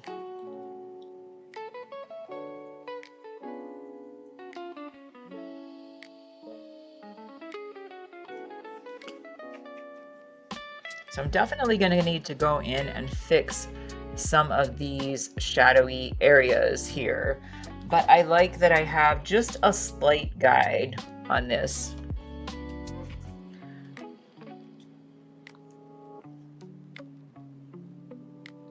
Just a slight guide.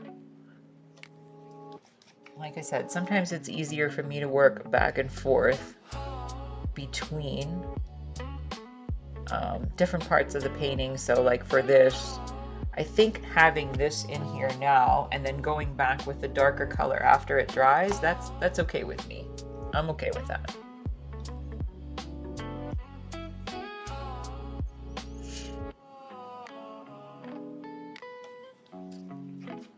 All right, let's switch this out.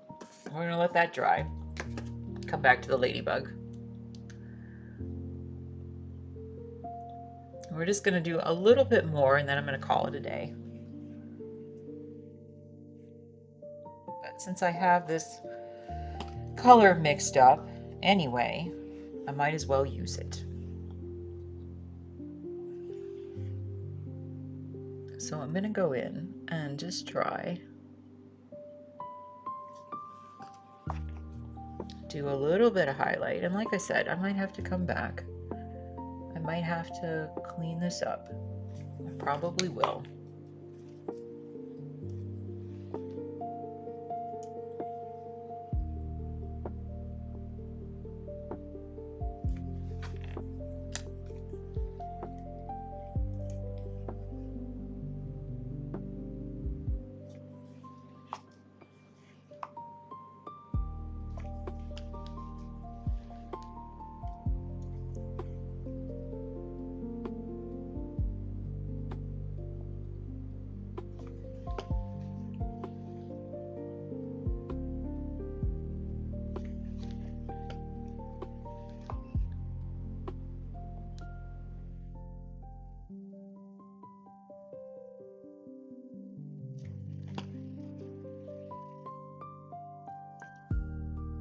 At some point, I will get better with paying attention to my chat.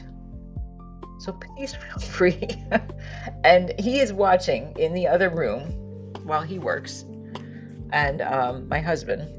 And so he will alert me, probably, if I don't notice it.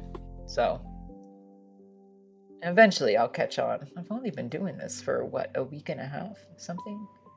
Eventually I'll figure it out.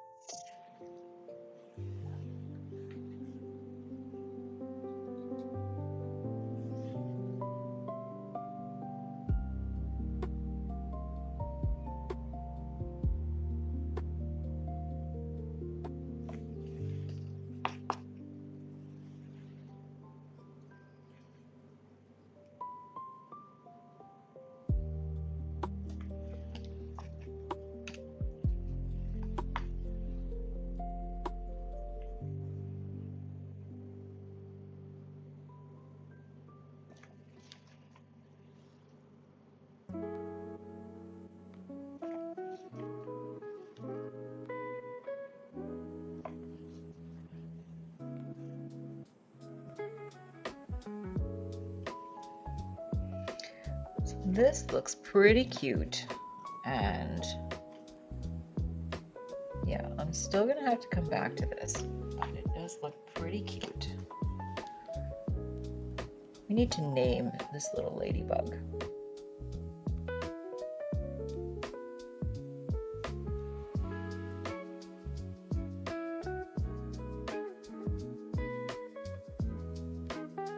What do you think that she's thinking about? I was going to call it Tiny Daydreamer. It just looks like she's thinking about something. Something in the great beyond. Something beyond this little stick. I